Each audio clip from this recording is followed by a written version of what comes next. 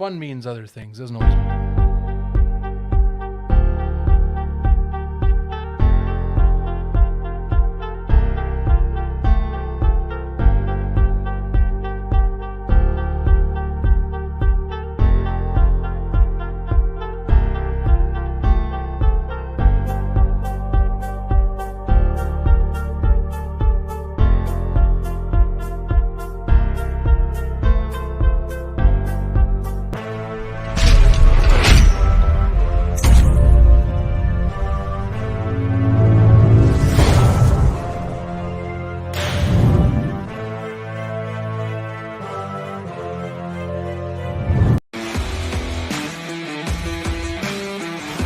Covering all your favorite parts of the 50-yard fight. This is the Inside the Walls podcast with Zach Heilman and Jim Bernier.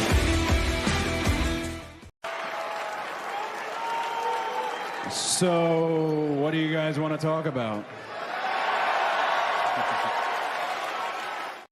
I think we're all asking the same thing this week. What do you want to talk about? It's been something. I am here. Welcome, one and all fans of the 50-yard fight, to Inside the Walls podcast, episode 99, the live edition. It's really because it's the super show. We're basically doing everything in one go this time. Bringing on, of course, my co-host Jim Bernier for this episode. Yeah, Jim. I mean, I could ask what you want to talk about, but I mean that implies like a lot of stuff to talk about, or not. I mean, either way. I'm just telling you, it's been a week. That's all I'm going to say. It's been a week. That's the simplistic point of it. It's been just not a week. It's been a super crazy week. We do have some guests joining us. I can name two of them right now. Adam Smith, wide receiver from Carolina Cobras, will join us. Kendrick Ings will join us. And we have two surprise guests, one at 8:10, one at 9:30. You won't know who they are until the time arrives. We might bring in the other one earlier because he gets kind of antsy when he's on hold. But yeah, this has been a great week for us all. People are asking, "Where's our show on Tuesday? What's going on? Why is there no Inside the Walls?" Well, there's been a lot of stuff happening, and I wanted to get the most accurate information from the sources and people we trust, not some random website saying that other things. They were so wrong today. I'm so happy I got it them wrong. But anyways, it's a great week. Chaos up north, now subside. A new leader. The same leader has returned to calm the storm. And again, like what Cody Rhodes says to our listeners, ask questions. What do you want to talk about? Really? This is your show. This is the super show. Week 5 is coming up. We're not going to break down a lot of action last week. We'll have guys on talking about last week. We'll talk and see what happened last week in both games. But yeah, episode 99. We're one episode away from 100. But still, this is big too because we're midweek and we have a huge guest at 8:10. So, ladies and gentlemen, I'm not going to draw it out anymore. You've seen him a couple of times today, most likely on social media. Yes. He's a recurring guest. He is the man in charge. He will lead his team again. No other. I can't do it. Come on. Manas, get in here, man. Let's go. I'm done introducing you. Welcome, head coach Hi, of the guys. Oakland How are Empire, you? Todd Manas. And hey, coach, we're doing great. We're glad to have you back on. Let's just say, definitely was not expecting it. I would say this soon, but how are you doing? I would say maybe post press conference. Let's just go with that right now from today.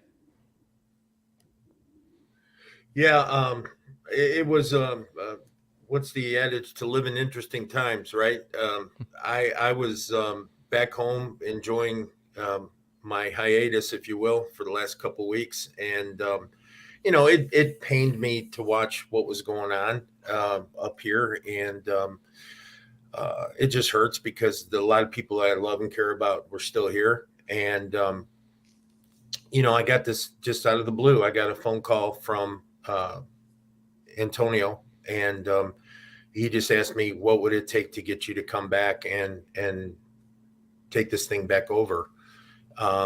and we chatted for quite a while, and I told him, and I've got to be honest with you, they were a lot of unselfish asks that I had, but they were very driven towards bringing back the type of environment that we all want to be in and be a part of. So from that aspect, it was a very good conversation, a heartfelt conversation. And then we put it all in writing, which I respect a great deal. And we got it done. And I want to come up here, and I wanted to get things fixed that had been broken.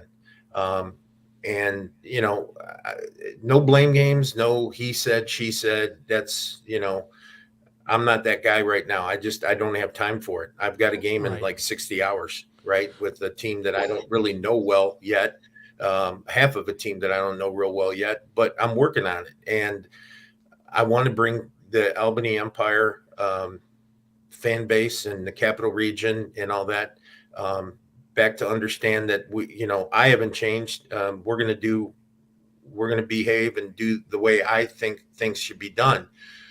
That all being said, it's been difficult. I mean, there's been a lot of harsh things that have gone down.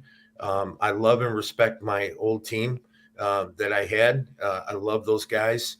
I wish them well in their new endeavors. But I can't.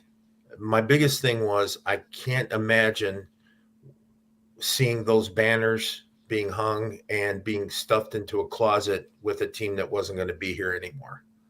That would break my heart. And so it's been a pretty sleepless week, even up until the time I talked to Antonio, because I was feeling for these guys. I was feeling for the fans in the Capital Region. I was feeling for the NAL. I was feeling for everything and it just got me to the point where when he did call me, I was open to the idea because I think I can help make a difference in writing it and putting it in the direction we need to go.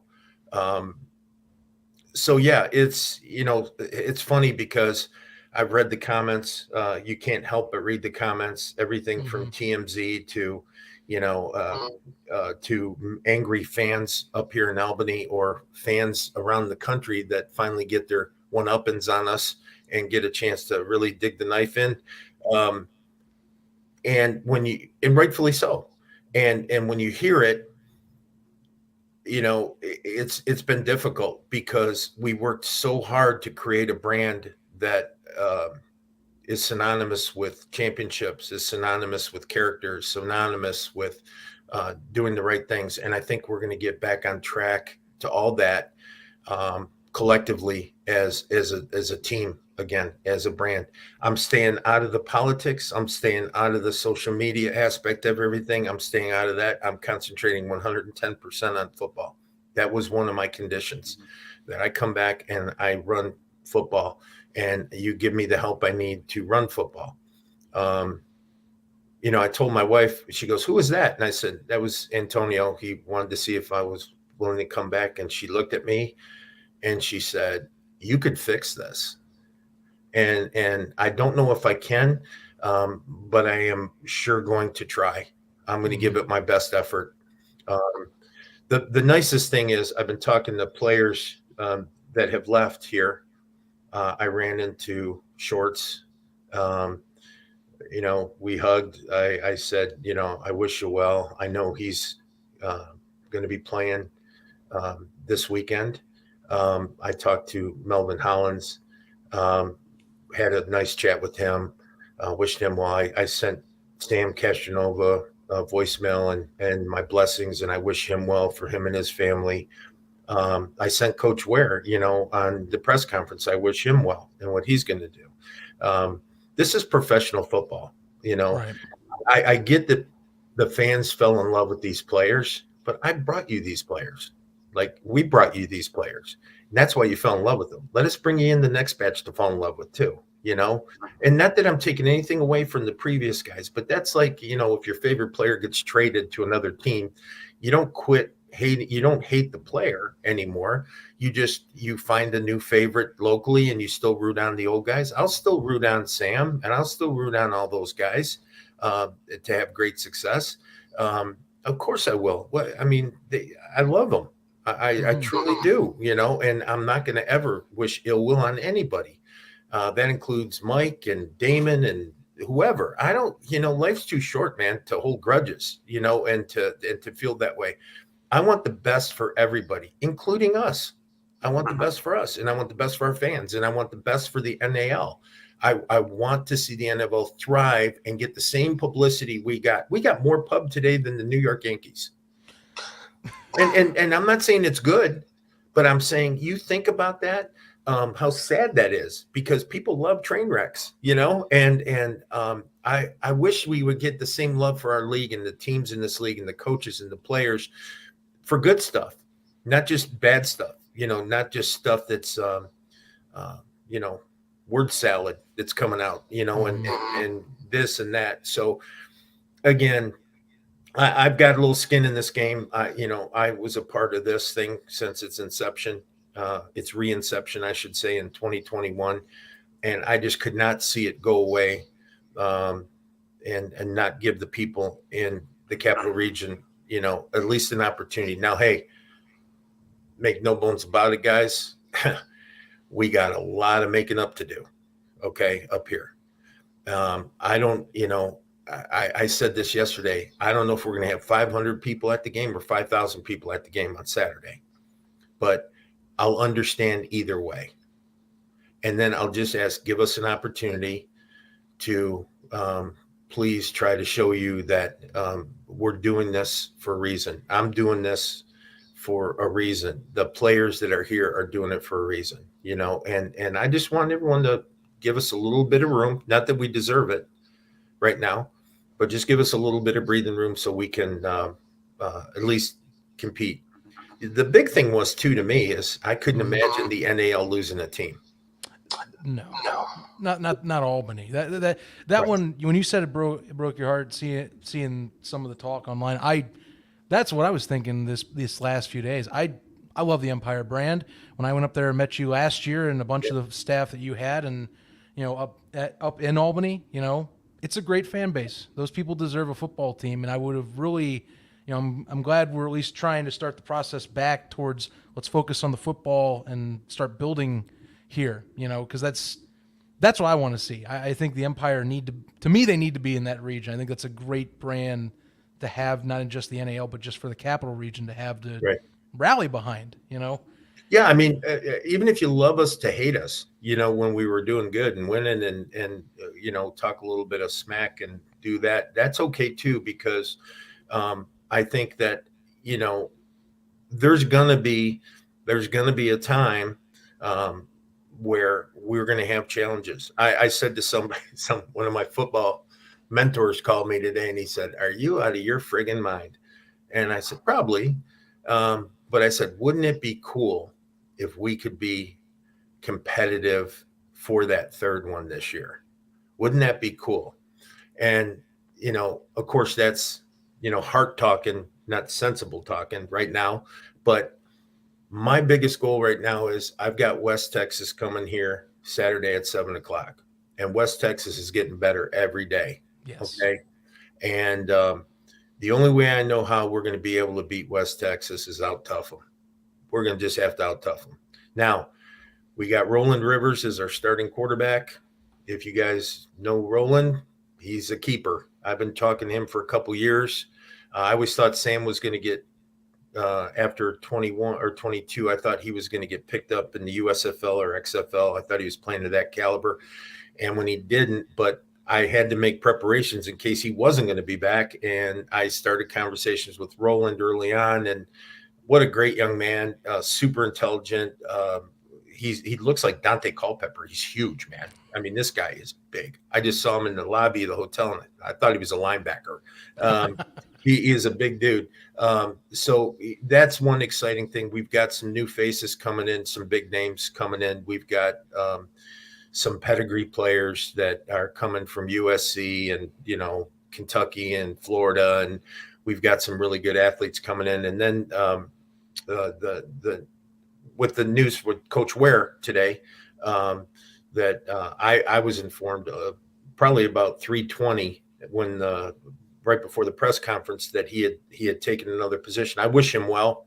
I want him to succeed and be successful and do that. And, you want to have a coaching tree. Well, that's how you build a coaching tree. You guys are going to leave. Guys are going to leave for other opportunities, right? God bless him. I think he's going to do great. So immediately, once I got that, I called people who I want to work with. And one of those people accepted the job about 20 minutes into the call, and will be flying up here tomorrow morning and be here in time probably for practice. And that's Ben Bennett is going to be my new offensive coordinator. Wait, Ben Bennett? Ben Bennett. Really? Yeah. Wow. And I have a lot of respect for Ben. We're kind of old school AFL guys, and Ben is, I think, an exceptional coach. I think he's the last coach to take the Predators to the playoffs. That's right. That's why I'm kind of like raising my eyebrows there, because that's. Oh, there was nothing vindictive, like, oh, you're going to get ours guy, we're going to get your guy. No, it was nothing like that. No. I'm just talking because when I think Ben Bennett, that's who I'm thinking. Not Right. only the famous QB, but also the Preds coach that was the last one, as you mentioned, to take them to their first NAL playoff. And there was some thought going into that. One is I personally like Ben a lot. Ben and I have had some great conversations over the last several years, and we've always had a kind of mutual respect for each other, and it's been a fun relationship. And I always told him when I'd see him, every time I'd see him, I go, we're going to work together one day. We're going to work together one day. And I think he's kind of a quarterback guru kind of guy because he played the position so well at a high level. And I think Roland Rivers, who hasn't played arena football, is going to benefit so much from Ben's expertise. That we're going to come in. I think we'll probably have like 3 offensive plays and 3 defensive plays on Saturday. But I'm just saying, we'll see how it goes. Yeah, him hard though, right? Yeah, but you know what? And how many does it take? I mean, if and I think that's the thing is that I hope people understand you're not going to see the best of us on Saturday. I'll say that out loud because we're just getting to know each other. But what you will see is you will see the grit in us on Saturday. And so I'll be straight up with you, man. To me, fielding the team and being on that field Saturday at 7's a victory. Mm-hmm. It really is. I have to agree with that. I have to agree because me and Coach Manas have been talking pretty often over the last couple of days about what was happening, what was going to happen, and what is happening.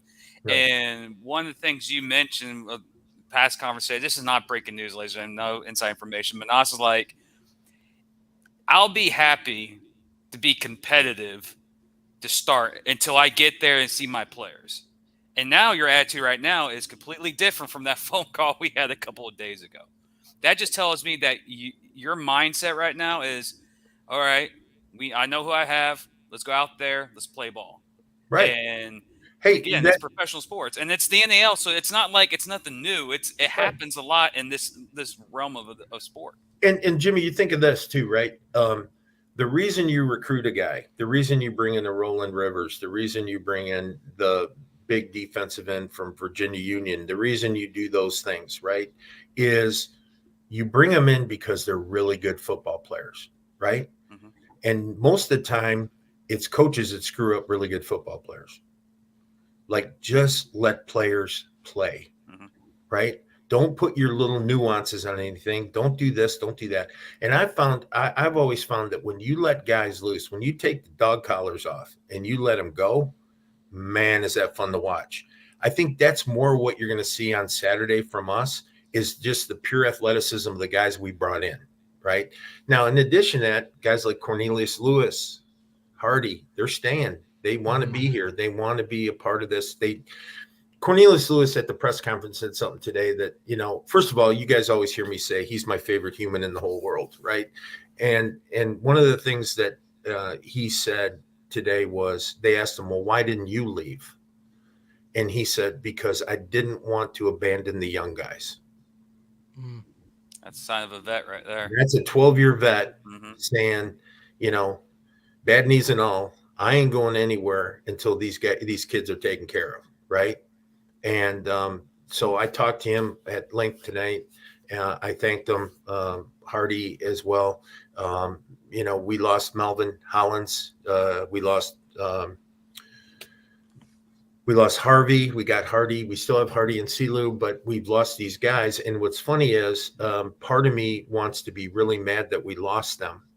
And then part of me is really happy for them that they've gotten jobs right away and they're working and they got signed and got really nice deals. And I'm happy for them and I'm happy for the teams. I'll tell you what, you guys wanted parity in the NAL. You got half the Albany Empire all over the place. So you got parity. You want parity quick. You got some really good football players around the country. And I know all the other teams and their fan bases are going to fall in love with these guys because they're not just good football players. They're really, really good people. So you're going to enjoy them. I'm sure you are. Coach, there was a comment that you gave me yesterday before the news broke, before you told me to be giving permission to break the news. Mhm. You're doing this for the legacy of Albany. You're doing this for the fans. 100%. 100%. When you said that, and I had that, I should have got permission from you to say that, but I tweeted that out after you told me to break the news. But ESPN beat me to it. but why? What's so great about the community, the Capital Region, the fans, and the Empire legacy that you helped build? There's a couple things. One is the day I was signed and I came in and we had 10 days to create a team in 2021, right? And I remember going to, we went to Muddy's, which is they get the best chicken wings in the world. If you're ever in Albany, you got to go there. And Eddie, the owner, and of course, Mike was there and whatever. And we had just announced basically that I'd signed. And I probably had 20 people come up to me and welcome me. And not in a fandom kind of way, just, man, glad you're here. If you need anything, let us know. And I thought, well, that's really nice. You don't normally hear that in New Yorkers, but I didn't realize Northern New York is different than Southern New York in that way. And then it went on. And then my family came in and my wife came in and they treated her like she was a local and they treated her with respect and they treated my grandson like he was the team mascot. And my daughters were in and they treated him great. And the genuine people were fantastic. And then the icing on the cake was, and I think about this little girl all the time. There's a little girl that sits with her dad on around the 20-yard line opposite the bench. And every pregame I go out and if you watch our pregame, I hug each one of our players and I say a little something in their ear. And then I walk along the border and I say hi to a couple fans before we get started, while they're doing their cows. And this little girl was eating French fries. And she is a fan, man. She has her jersey on. She has her hat on. I don't know how old she is, probably 14 years old. And if that. And she's eating a fry, and I reach over and I grab a French fry and I take a bite out of her French fry. And she thought that was the coolest thing. And we did. Every game I've ever coached, she has fries waiting for me. And I'm not talking about I'm going to sit there and eat a bunch of fries, but she has my one fry waiting for me. And she goes, Coach, here you go. And I thought, you're not going to get that in the NFL. You're not going to get that in the CFL. You're not going to get that in the XFL. You're not going to get that anywhere else. You're going to get that where some little girl can have a conversation with the head coach of a professional football team and have a relationship that centers around one French fry every Saturday of a home game. And I thought, what a sweet thing. And I've said that to a bunch of people. That's the beauty of arena football. That's the allure, is having that fan interaction and all that. So the people that come to our games, I don't know if we're going to, like I said, 500 or 5,000 on Saturday. But the people who come to our games genuinely really care about us. And they make you feel so warm and welcome. Trust me, guys, my wife had already booked 3 vacations this summer. We were going to travel. We were this. I was already talking to some other leagues, some other teams that had made some offers very generously. And I was just patiently waiting. I said, I'm going to be very patient this time and wait. And yeah, there's nothing selfish about coming back here. I didn't ask for more money. I didn't ask for, better this or better that. I just said, just let me control football and let me just bring in guys that want to be here and let's start over.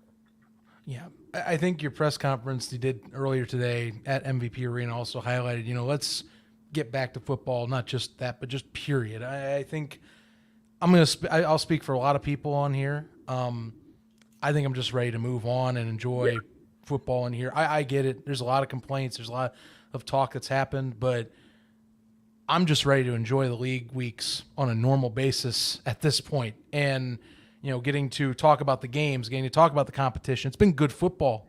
That's what's crazy, And do people have a right to be angry at things? Of course you do. Mm-hmm. I'm not making apologies for anybody. I'm grown men do what grown men do. I'm just simply talking for me, and I'm saying that let's try, please. I'm actually begging our fans in the NAL. Can we put the same energy right now in the healing as we did in the hurting? Okay, and I just want. I can't fix old wounds. I'm sorry, I can't do that. I can't repair broken relationships like that. I just can't do it. I wish I could. I pray on it every day, and I ask God to give me the power to be able to help people heal, but you can't do that. So the only people that have control of our emotions is us. And if we keep a good mindset that we want the best for everyone, that includes our competitors, that includes us, that includes our fans, that includes everybody, including Antonio Brown, including the Brown family, including the Mike Cordas, and including everybody else. Just want the best for everybody, and you'd be amazed how things will change. And again, it's got to be earned. It's got to be earned by everybody. I got to earn it every day. So why shouldn't somebody else have to earn it every day? I get that. But be a little open-hearted right now and give people the opportunity to write things. I mean, what are your options? What are your options going the other way? Well, we'll just trash talk it to death until it dies. And then you're going to say, see, I told you so. Okay, that's easy. That's a coward's way out. Take the hard road and fight to keep it alive and fight to right the ship and do the right thing every day. Doing the right thing every day is way harder than doing the wrong thing every day. Okay. Yes. So let's just all try to do the right thing. And again, I understand the pain and I understand the hurt and I understand the all the stuff that goes with stuff. But unless you were, unless you want to carry that and that burden of that's a heavy burden to carry every single day instead of moving past it and trying to heal from it. Now, if people repeat the same mistakes over and over again, then you have a choice to not be involved with them. And that's my thing. If a situation here got so bad that it went against everything that I stand for or my deal, I'd leave. I'm not, listen, I would leave. I would not hurt my family or hurt me. So I'm taking the leap of faith in healing this thing, that we're all going to get past it. We're all going to get through it. And right. God willing, it'll just be a small little thing in the history books of indoor football. Sure. I mean, as you've already said too, there is work ahead for you guys as well. People know this. I mean, we see comments already with some people flowing in, we get it like you've talked. So there's work on your guys' end, but I think this is, like you've said, in today's press conference and some of the comments that the local affiliates out in Albany have said, this is basically day one of getting the ship back in the right order. And we're just happy to see you back on the side. Honestly, between me and Jim, we're just glad to see you back on the sidelines, get to talk to you again. You know what? Anytime a coach is at home, no matter how happy they tell you they are, they're miserable. To a certain degree, because you want to be out there. And I've watched all the football games and talked to Jim quite a few times on the phone about stuff and just stayed involved. Had some very good conversations with the commissioner. Listen, our commissioner, you couldn't pay me $1 million for that job. I'll Me tell you either. that right now, because Me that's like being a referee at a really bad sporting event every day of your life. Okay. And I love Chris. I think Chris he's poured his guts into this thing, and he is in a tough spot. I mean, think about it. He works for the ownership, but he has empathy and has desire to make sure the players are taken care of on every level, and holds the owners accountable and holds this and does that. And you're never going to be right in that job, because you're going to always make someone mad. Right. But I had a great conversation with Chris, and to be honest with you, Chris and I, we talk football. Like we'll get on the phone and we'll just talk football. And I love that. And he'll call me up out of the blue and say, come on, let's just talk some football. And we'll just talk X's and O's. And, to me, to have a guy like that, I not only call him Mr. Commissioner, I also call him my friend, because, we keep surrounding ourselves with good people like that. You guys are doing a fantastic job. We keep bringing in the right people that are bringing the positive word to it. People get on Chris. Why isn't Chris commenting on this? Why isn't Chris commenting on this? What's he going to say? If you don't know the whole story, anything you say is going to be speculation, right?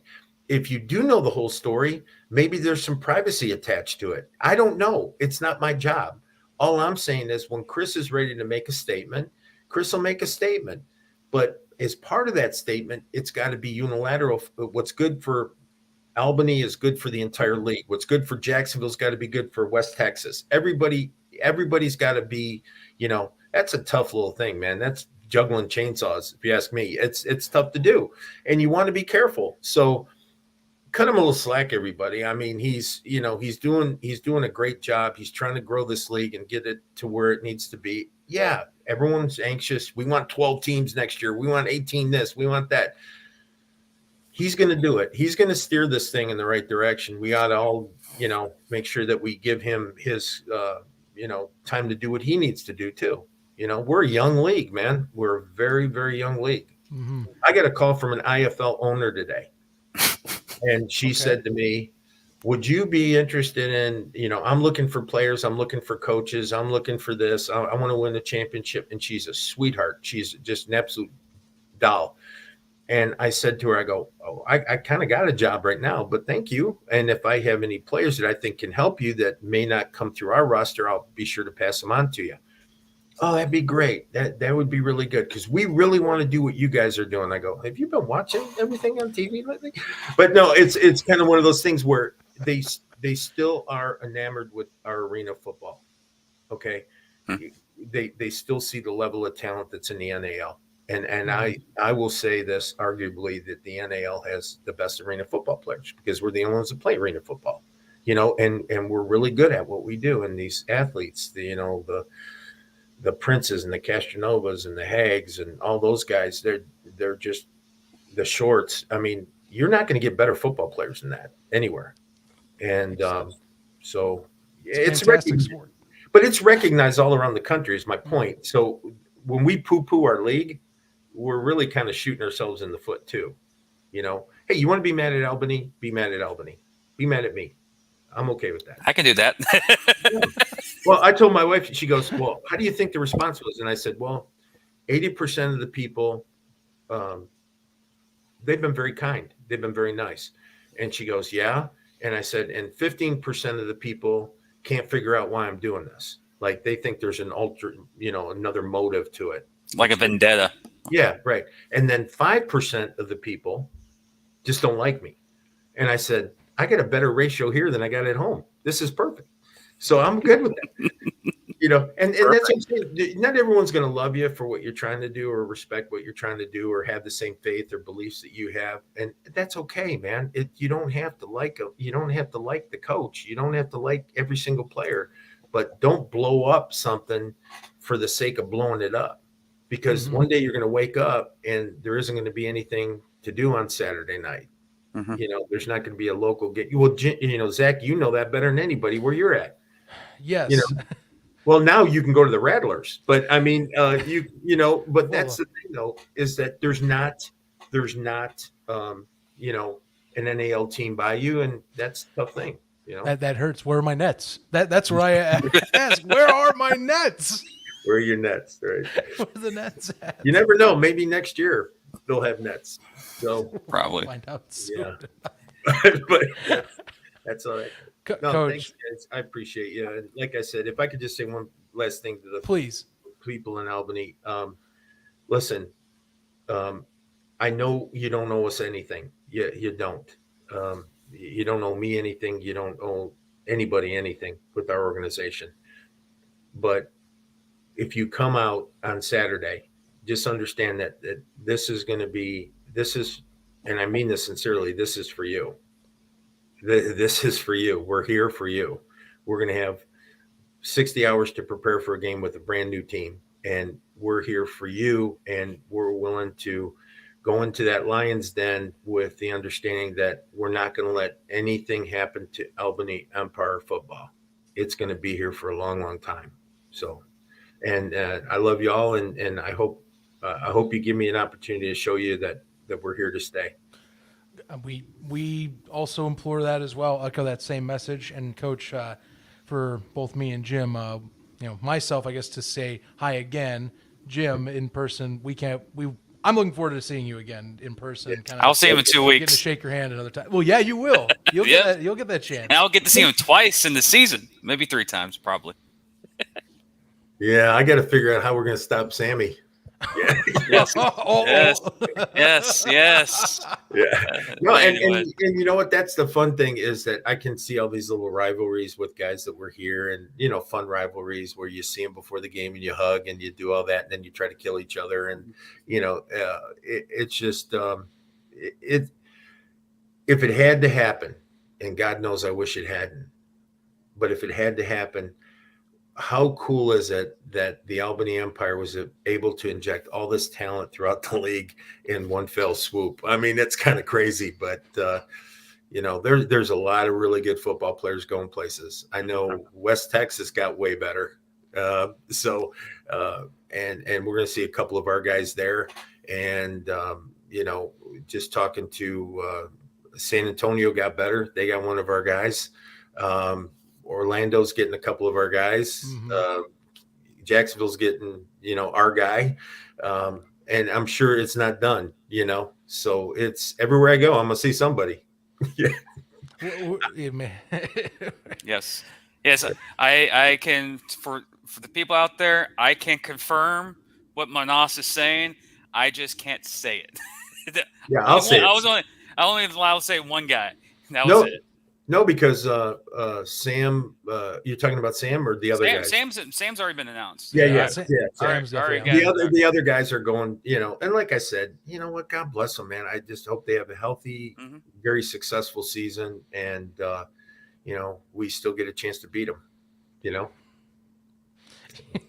We'll find out soon enough. That's going to be Lord, fun. Much respect to you, Coach. Much respect. I just want to say, I know you got big challenges ahead of you this week. Got to buy a week after that, so that'll benefit you. And don't kick the fat guy off the field in 2 weeks. That would be me. But yeah, Coach, I want to say thank you for coming on the show today. I know you have your busy plans up there. You got to race to get a game on.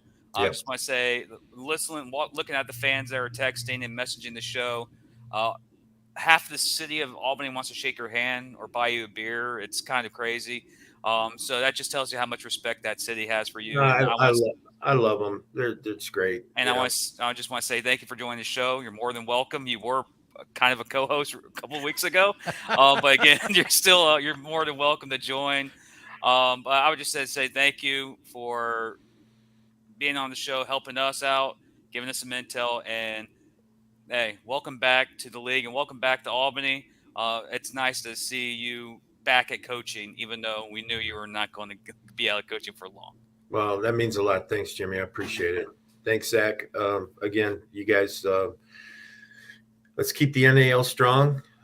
Let's, keep have our fans and our teams. And I love the rivalries and the new rivalries that formed in the last 24 hours. So it'll be fun. It'll be a fun ride. Mm-hmm.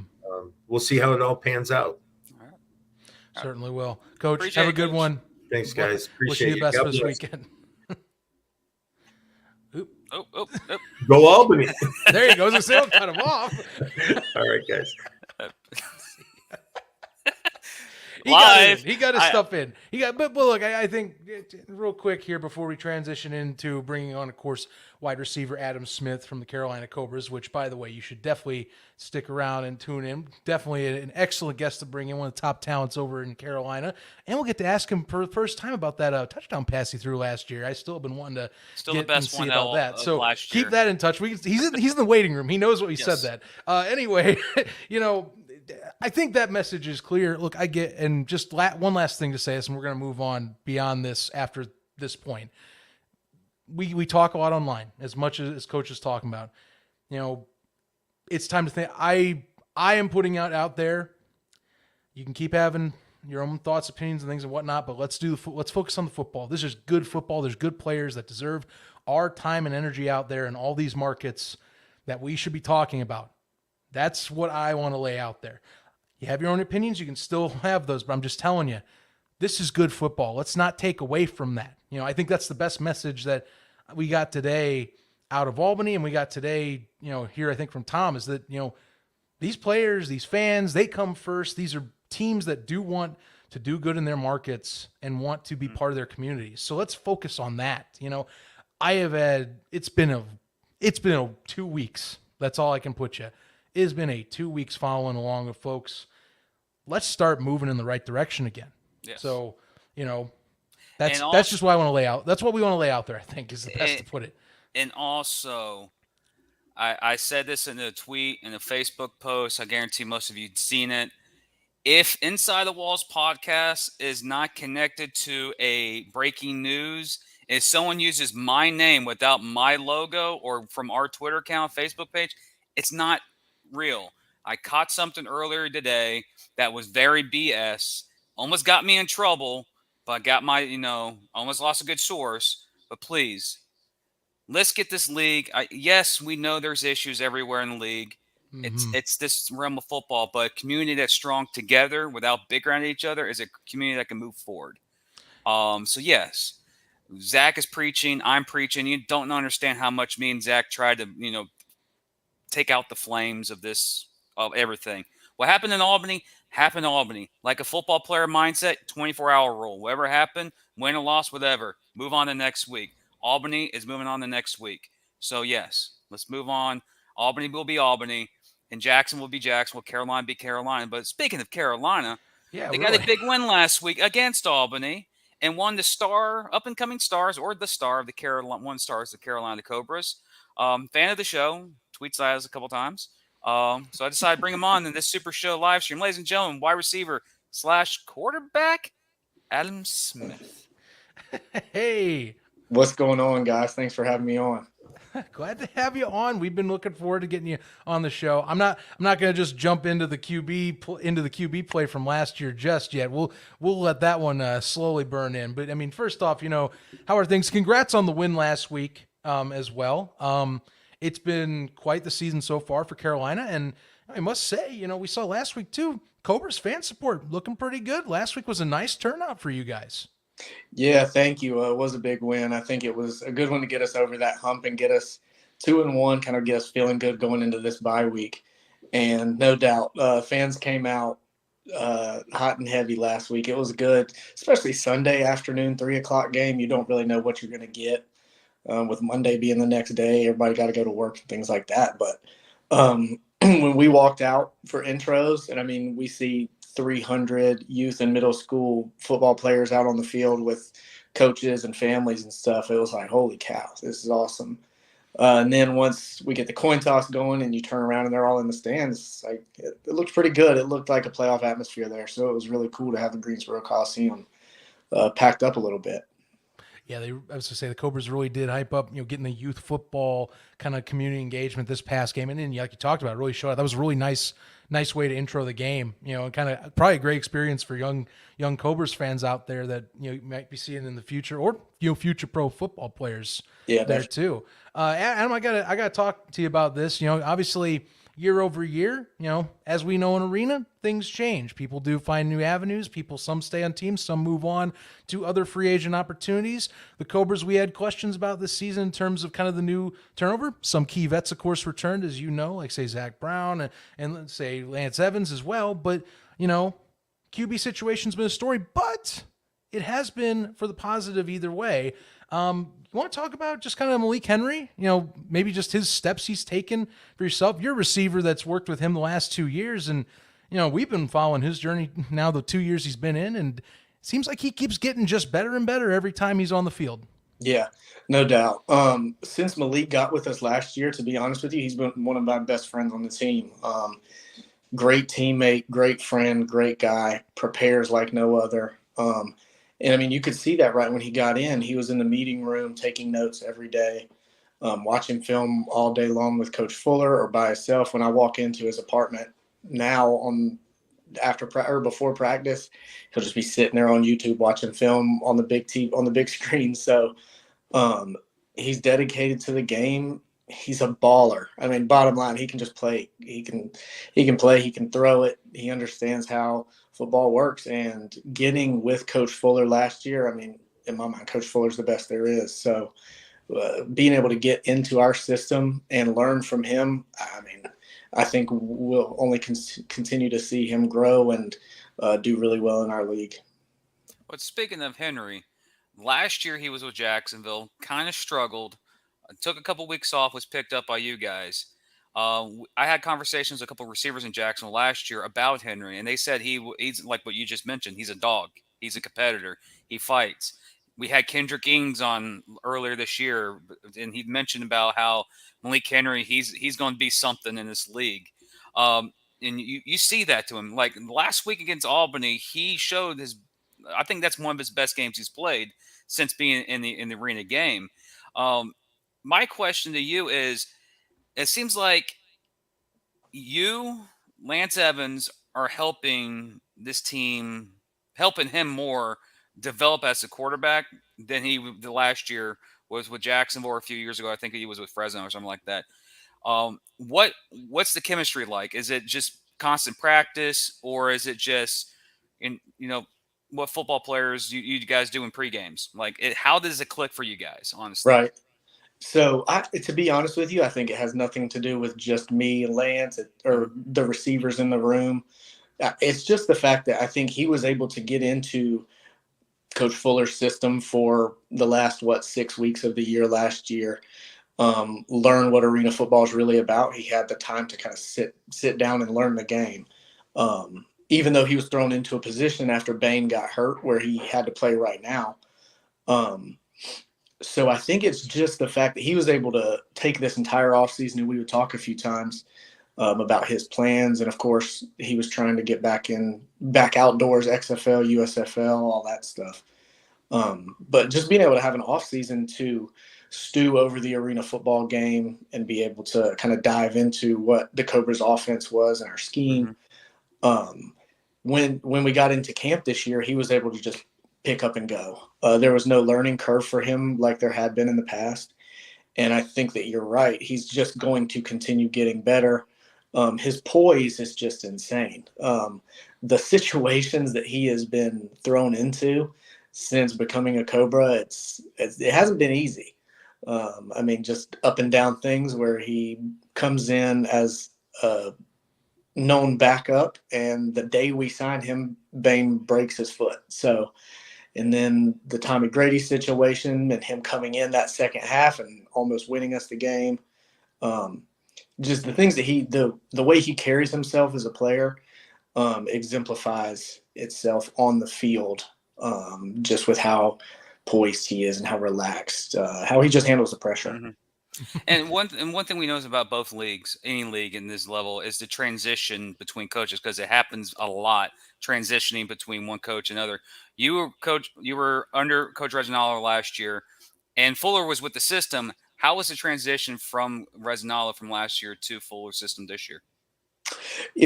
Yeah, you're right. There are always coaching changes, especially in this game, because if you do well, I guess the goal is to keep moving up and get better contracts and things like that. So Luckily enough, Fuller was with us last year. So for guys like me, Lance, and Jalen Rima, the guys that were on the team last year, we knew what to expect. So for me personally, the transition was quite easy. I knew what I had to work on in the off season. I knew the routes I had to be practicing and things like that. Knew how he wanted motions run, just the little nuances. But most of all, I knew what to expect from him as a person and knew the type of leader that he was going to be. Opposed to if you're some brand new head coach coming in, you don't really know who they are and their background and just kind of the way they conduct themselves.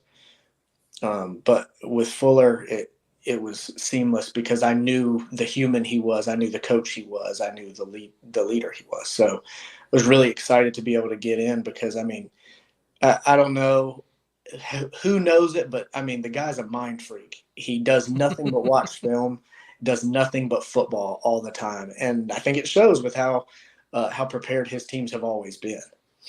Mm-hmm. Yeah, I mean, Jim jumped to my question. I was definitely going to ask. That's a good one because I think the transition there, getting, he's essentially your offensive coordinator who is already head coach is basically going to run the system again this year, almost the same as last, just slightly different tweaks on the ball on that side of the ball. That's huge. I think for yourself, for Lance, for Malik, for even when Charles was in, I think that was at least good to have that where you two could talk with him and kind of get him up to speed right away. So that was awesome coming on in. Last year, though, I would say, having Jonathan Bain and company, I mean, it was funny. We talk a lot about Bain's performance last year, and I think you're catching on what I'm leading with, like a few quarterbacks in there. I'll jump in.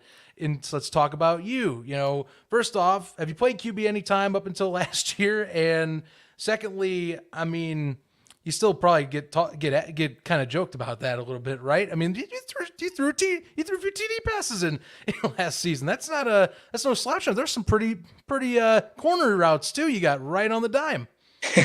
Yeah. So I went to college to play quarterback. Never played receiver in my life until maybe 5 or 6 days before my first college game. So whenever the Ironman game came around, it was like, okay, I played DB in high school and knew I could do it at the college level, so that's fine. And it's like, hell, I can throw the ball too. So if anybody needs it, and Coach Rez knew that as well.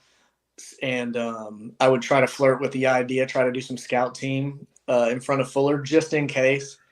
So I think I started to just sling it around at practice just for the heck of it.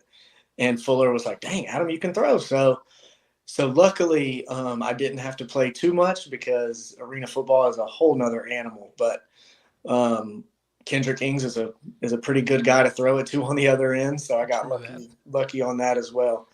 But it was fun. It was interesting. Luckily I had no time to think about it and stress about it because when Grady went down, Malik went in, got burnt after, I think, one play. Mm-hmm. And I think DJ Myers comes over to me. He said, you need to get ready just in case Tommy goes down. And I look up and Tommy went down again. Mm-hmm. So I had no time to stress. It was like, get in there and play. And it was so much fun. That's the funny context about this whole thing is that, the Ironman rule there just kind of, because I mean, that's the thing. You have to juggle it as a coach. So like still, when Grady was in, and that's still wild to a lot of us, I think, that Tommy Grady was in the league last year because it was kind of like a blur. But nonetheless, the whole situation on that, it's just the context of going in because Iron Man, it doesn't happen often for a QB like that, but like, that's like talk about next step man up. That's kind of what Iron Man's supposed to be kind of like, you're supposed to have that, mentality of we'll get that talent. So whoever needs to get in there and play the position, we will get it and make it work somehow. That's strange. It just dawned on me because we have the MVP himself in here, the one-man band, Zach Brown, chatting up with the chat room.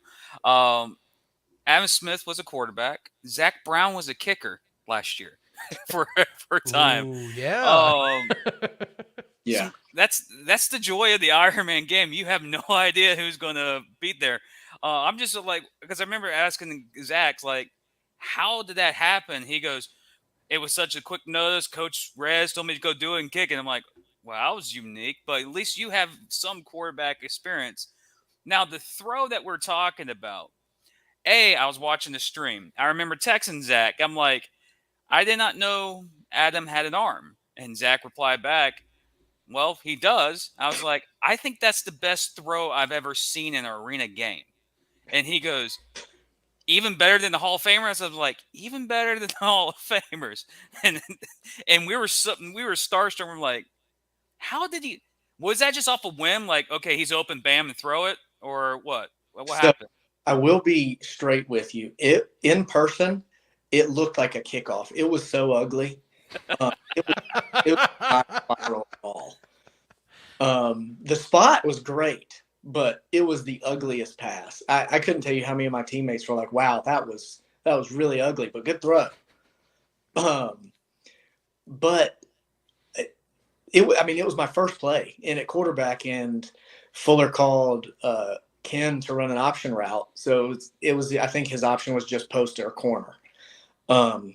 So I think I tricked myself into developing this like uber confidence at that exact moment, because I don't think you can walk into that moment and be afraid and do well. So I walked into the huddle with like a great attitude, and I was like, let's go score. And I just treated the play like a quarterback. I looked at the front side corner, saw him sit, and I saw the safety's alignment. I mean, and we were playing against some Hall of Fame DBs as well. Oh, yeah. So I knew that I had to be very good in that moment. And I saw where the deep safety was sitting, so I just threw it over at the wall towards the corner. And I knew if there was a guy that if there was any guy to go get it, it would be one of the receivers we had in Kendrick Ings, DJ Myers. I mean, any of those guys, they would have gone and gotten it. So yeah, no kidding. Well, yeah, and you mentioned DJ as well. Geez, and we're all obviously following his journey right now in Memphis, which is just, again, I can't say that one enough too. Just for talking about a person repping the arena scene for him as well. That's got to be cool. Might as well talk receiver while you're at it, because you are a receiver at the end of the day. We just wanted to get the QB thing in because we've been waiting over a year. Here's the thing: I haven't actually asked any Cobras receivers about this. I don't know how I haven't done this with DJ or Kendrick, but the Greensboro, the way that the field's aligned, it does have that awkward gap in the back where you have that back line. You don't have the luxury of hitting the wall. I mean, you guys have to. I'm assuming you guys got to practice that like a normal almost like a normal outdoor play if you do, right? Because I mean, you can't just rely on the wall to hit in and say you're in. You have to actually play it where you have 2 feet in bounds and make sure that thing is clutched and fully caught. Yeah. So whenever we are in the arena, we do have to kind of focus on that. And if we're maybe going from a game where we're playing at Albany or Jacksonville, where they don't have that, they just have the back wall, we have to kind of readdress. And in arena, I mean, every week, depending on where you're playing, specifically on offense and the DBs as well, you'll talk about what the wall or what that end zone looks like. If it's curved, if it's squared, if there's a back wall, I mean, just all those scenarios, and you do prep for it. So in our scenario, if we practice outdoors, that's one of those weird times where practicing outdoors is an advantage because you have to play that back line. So it's definitely something we prep for. And once game time comes and lights come on, you don't even think about it. Sure. It's almost just like playing back outside once you get into the end zone. But yeah, it's absolutely something you talk about in the meetings and practice for, because I mean, that's where you get where you win your games on offense and defense, down there. So. Right. Well, you gave me a follow-up. I don't mean to interrupt, Jim, but he made me think about that. I'm sorry. My this bad. happens every once in a while. I go for it. No, I gotta jump. Carolina, Albany, and I think Orlando have same dimensions. Like they don't have the curvature of the walls. Right. And then San Antonio, they have a curvature on one side and just wide open spaces right down the middle. So when you score a touchdown, you can run out of the concession stand, go in the parking lot. As a receiver, how do you adjust to the different dimensions per arena? Pre-game. That's when I do it, and that's when I notice a lot of guys being just kind of feeling that area, and quarterbacks as well. at least our quarterbacks in the past with the Cobras, pregame, you got there and you're just throwing a lot of spot throws, like 3 hours pregame, just to find the wall, find the places on the field. So that's really how you adjust, is just going out there and running through it and actually doing it. Now that San Antonio lack of a back wall situation, that's funky. I'll admit that. That is another one. Yeah. But yeah, you just go through it pregame and run those, just get down into that red zone area and run the routes that you're going to run in that area and just get a feel for it. And luckily, I would like to say that that our quarterbacks that I've played with have been pretty darn good, so they're able to figure it out quickly and get us in the right spots. That certainly does help. Getting that accurate touch pass, of course, so vital in this sport. Having just the right angles, the right timing, and all that. You have less width of the field, so you have to be sure to get it over top much better. One other thing I think with the walls, and I don't know, I'm just coming up with random ones I haven't asked for some reason since I've done this show. So we're just gonna keep talking about wall catches. So you have the awkward gap one. We'll talk about the two standard size ones. Yeah. Because I think there's an argument for both in my mind, but I want to hear what you think. Do you prefer the round edge or the corner edge? I think the corner, you get more space, but it hurts more from what I can tell. Where you get the rounded, it's a little safer, but you have a little less real estate to work with to try and make sure you're not falling onto the concrete behind you. Yeah. So as a receiver, it's definitely the squared end zones because of the space. Now, I can say one time at practice last year, someone accidentally left our back corner door open, and you do put a pad over it, and it was an open door, and I ran right through it and smacked my knee on the hockey wall. So that it hurt quite a bit, but the advantage of just that extra little bit of space makes it a lot easier on an offense. Now, from the DB's perspective, you want that curved wall because you don't have to guard as much and you can use the wall a little more. But me personally, as a receiver first, I like those squared end zones. Speaking of the walls, I've asked this to Kendrick, and I've asked this to, I think I did DJ. As a receiver catching the ball in the end zone, would you rather hit the wall or go inverted over the wall? I'd probably say hit the wall because you know what you're going to get when you hit it. Mm-hmm. When you flip, you're just not really sure what's over there, if anyone's going to try to catch you, or you just never really know what's going to happen once you get over it. It's always kind of fun after. You're like, wow, I just flipped over the wall. And the moment you start to flip, you lose vision and like a sense of direction. You kind of lose everything, and then you just end up on the ground. So it's kind of fun afterwards, but definitely I'd rather just jump and be smacked into the wall because a little easier to catch the ball that way, and you know where you're going and you know what you're going to land on too. So that's a big thing. Yeah. You always got the turf behind you a little bit better than maybe a random chairs there. I've seen that happen, which has definitely knocked a player or two I've watched out of games. Devin Wilson told me that off the air. He's like, I went over a wall one time and didn't see a metal chair. I felt like I was in the WWE. Flip over and hit the metal chair. Yeah. That's what I'm saying. Like, I agree with Adam here. Like, you don't know what, like, yeah, sure, it's concrete, but like, someone could just be a moron and just leave some random thing, and then you have to fall on that. Yeah. You're not all fully padded. Your pants don't, I mean, your legs you can hit your, I'll say it, you say your butt because I could say something else if I wanted. That's fine. Watch your mouth. Get the bar soap ready. No, but even this past weekend against Albany, I went over the wall once. Yes. And the Albany guys did a pretty good job. I think they kind of braced my fall a little bit. Maybe I might be a bit delusional on that, but I think that they tried to brace me a little bit. But all of my body was fine, but my toe smacked the cement in a weird way. So, oh yeah, there's weird little things like that where you might smack your knuckle and it's sore for a few days. Just stupid things can happen flipping over that wall. So no steel toe cleats to help prevent from those injuries. Right. Yeah. Adam, what are you guys are, you're on a bye week this week. What are you guys doing with your bye week? So I am outside of football. I'm a high school teacher. So okay. I'm teaching every day and just getting my body back ready for next week. But as a team, we've got the rest of the week off.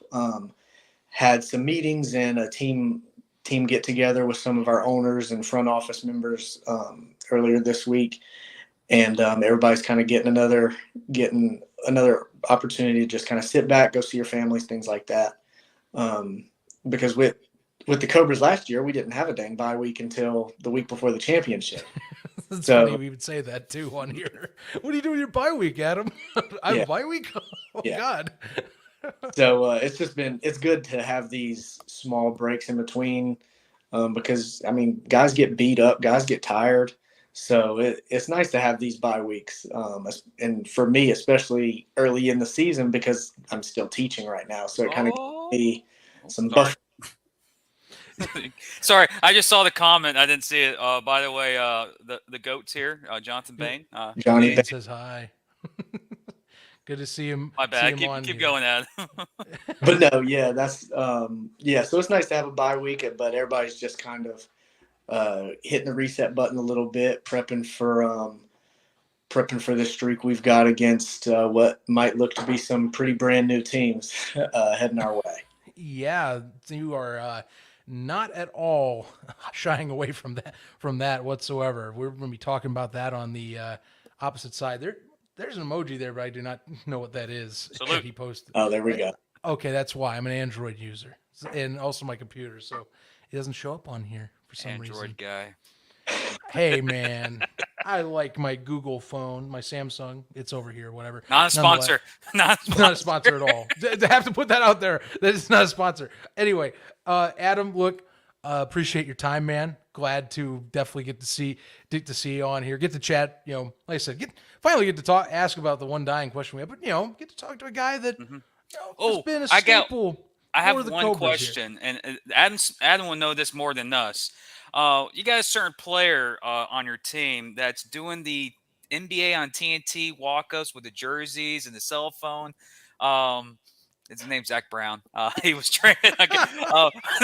When I saw that, I was like, I need to reach out to him because I want to put the NBA and TNT theme on that and Yeah. be like, okay, now we just need Shaq and the boys on TNT. It's like, oh, Zach Brown going again. Yep. What made him start doing that? If you I know. mean, that's just ZB. I mean, I don't. That's the only way I know to explain it. He has fun with the game. That's my brother for real. He would go to war for everybody. He'll meet you for 2 or 3 days and he'll go to war for you. So that's just his style. He's oh yeah, Johnny Bain, the Swiss Army knife. There you go. I had to put it up. But yeah, Zach, he's a fun time. He's always looking to do something to to just enjoy the game and enjoy the experience. So he did do that the first week, and actually this past week we had 2 guys out there taking pictures as guys were coming in. So he didn't have to set those up. So I thought that was Nice. funny, and I thought it was pretty cool. Guys get dressed up for game day anyway, so might as well get a few. It's a business trip, right? Yeah, exactly. There you go. You got to dress up like a business trip. Yeah, I just want to ask you that because I saw it. Me and Zach. I think Zach showed it to me, and he goes, "Look what Brown's doing." I'm like, "Well, Brown does some unique things. He did that here in Jacksonville, and he continuing to do it in Carolina." So, Zach, that's why I call him the one man band, Zach Brown Band. So, because he's a genuine dude. I met him many times in the Sharks when he was down here. Now he's in Carolina. I bums every time I see a transaction wire. He goes, Zach Brown, Carolina Cobras. I'm like, why? Like, come back to Jacks. He's definitely one you want on your side, no matter what position or what the heck he's doing. You want him on your end. Adam, appreciate your time, man. Enjoy your bye week as well. Yes, sir. Let's get a little bit of rest, and looking forward to seeing you guys in your next matchup here. Coming next time, you're gonna be playing the Preds. Yes, We're gonna sir. get another home game, so that'll be nice to invite them in. Looking a little more feisty. We'll be talking about that on the other side too. So Yeah. getting ready for that. Yeah, absolutely. Thank you guys for having me on. I think everybody in our world appreciates what y'all do, given all the attention to our game. So it's greatly appreciated because y'all love it just as much as we do. So I think it's awesome what y'all do. I appreciate y'all. Thank you, sir. Thank you. Appreciate it. Absolutely. You. Adam Smith, everyone. And I would be doing a loud clapping more if it was live. We did this. I'm getting in like my spring stock vibe where I had it for USFL podcast, but that's a different story. One of these days, you and I will get a live show together when we meet up. It's just Jacksonville this year for the championship game. hey, you could be hinting at something. They do got a little bit of a build up here. We have another guest coming up here in about a half hour or so. We should be, but until then, we will get into this thing and kind of just dive into at least I think some quick recaps from last week as we will, because this is the Super Show. We are going to do recap, bring up what's coming up ahead, basically a one big shebang. There's a lot going on this week with news that we just decided, screw it, throw it into one big live stream. Why not? Oh yeah, and also I've had some people behind scenes doing like chirping, like do some of these shows, be interactive with the fans. We went up to 45 some live people live watching us earlier today. Most appreciated. To the people who are watching now, FYI, share this link again. It's like, why did you leave for Tom Manas? Nova will be here soon. Yes, the new Sharks quarterback, Sam Castronova, will be here soon. So get those guys back over here, especially the Albany faithful. And the people who are on our Discord, I know you're on our channel right now watching this. What are you doing? There we go. Went up to 23. There we see. When Jim speaks, it happens. And it goes down to 17. Anyways. But yes, let's I'm gonna say just observations from last week. We got dang it, Phil. Phil. Smoking Guns at its finest, people. Gotta love that podcast. Great Gunslingers we podcast. will have an episode with them joining Smoking Guns. Maybe Ralph, the voice of the San Antonio Gunslingers, to talk about Gunslingers too in the future. The reason why we did these interviews is because Manas is such a big news. We were planning on having Adam Smith on anyways. Unfortunately, I didn't reach out to him till I think yesterday. I totally forgot. It was spaced my mind. But because of the news, we were going to try and do this next week because of the 100th episode. We did it 1 week earlier because of what happened in Albany. So we're going to do quick preview of this week, talk about the game of the week. We could get Kendrick on. We don't know if he's going to be on yet, but Kendrick Kings was supposed to be joining us. But we will have Sam Castronova at the bottom of the hour talk about Sharks, the reason why he went to Jacksonville, and why my sources are legit, because my source is Sam Castronova. But anyways, that's a pretty good source, I would say. Week 4 observations for me, Orlando. That away, that's how you play some ball. Joseph Hess, a hell of a game, showed out. On our side, Joseph Jensen, Solomon, hell of a games for the Sharks. Connor Blount, the injury was ugly. People said, what type of injury he has? I said, what it looked like a Brock Purdy injury.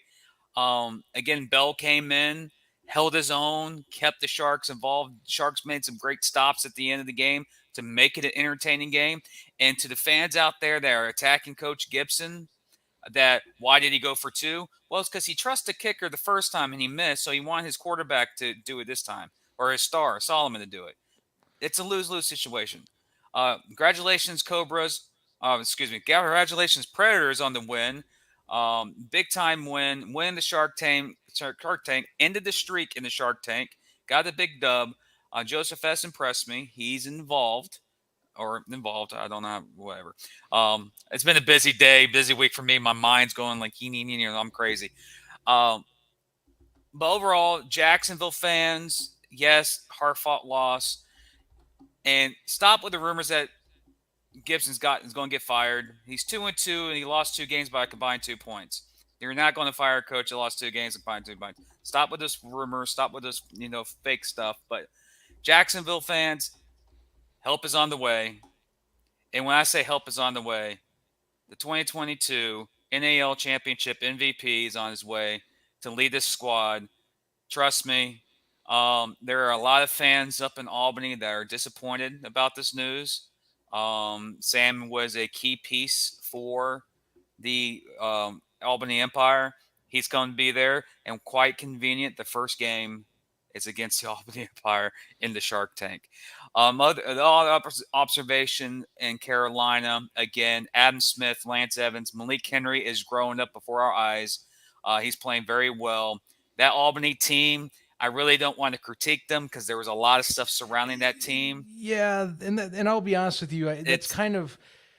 I won't say this is a wash in terms of that game as a regard for recap and future, but as we talked with Manas, there's a lot that's going to be different. But you do play the game. If anything, like I said, the context leading into the game now kind of adds to some of that. Yes. I'll admit, Carolina, if we want to be any basis, Malik Henry, he's continuing to improve and progress in a really good way. And Coach being under Coach Fuller's offense has helped him, I think, a ton these last year and a half or so that he's been in the NAL. And the thing is, they got out of the gate 2 possessions up, and they kind of just kept ahead. That was really the simple deal. I would say, to that story, along with the fact that TC Stevens, it's ever since he had that rough opening week in San Antonio, which is funny because you think about it.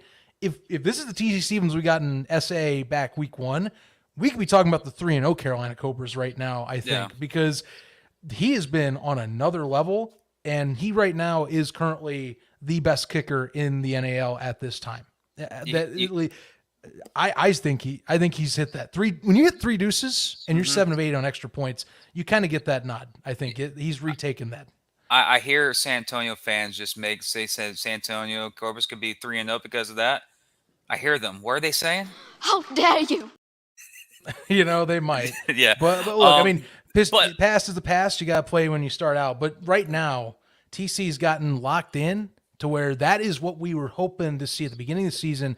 And that's one of the most deadly tools in the Cobras arsenal is a special teams player that gets a touchdown's worth of points on his own on kickoffs. Drew Pearson's the same way. He struggled in Freeman. He goes to the Shark Tank, and it's on the money. He goes up to Albany's on the money. We've talked to people there. We have two good buddies that are there, Voice and of course Philip. That scoreboard is an issue in San Antonio where kickers have to try to avoid it. They spend more time trying to draw it or fade it, and I think that kills a lot of the ball. But Drew Pearson was nailing deuces last year in the building. But yes, TC Stevens. The Cobras won by 6 last week. He hit 3 deuces. There's your point differential right there. Those 3 deuces. Those 3 deuces were the difference. I'm laughing because I got Phil. You crack me up here.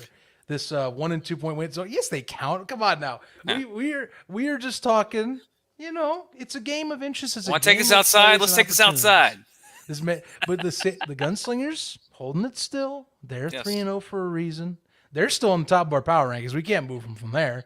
There's reasons. We just talked about their kicker for crying out loud. Drew Pearson's a real deal too. I just think that Stevens has come on and he is playing the best level right now of any kickers. That's no takeaway from Pearson at all. But when you like a 3 deuce game, I'm sorry, I have to acknowledge that. That's how I talk for sure.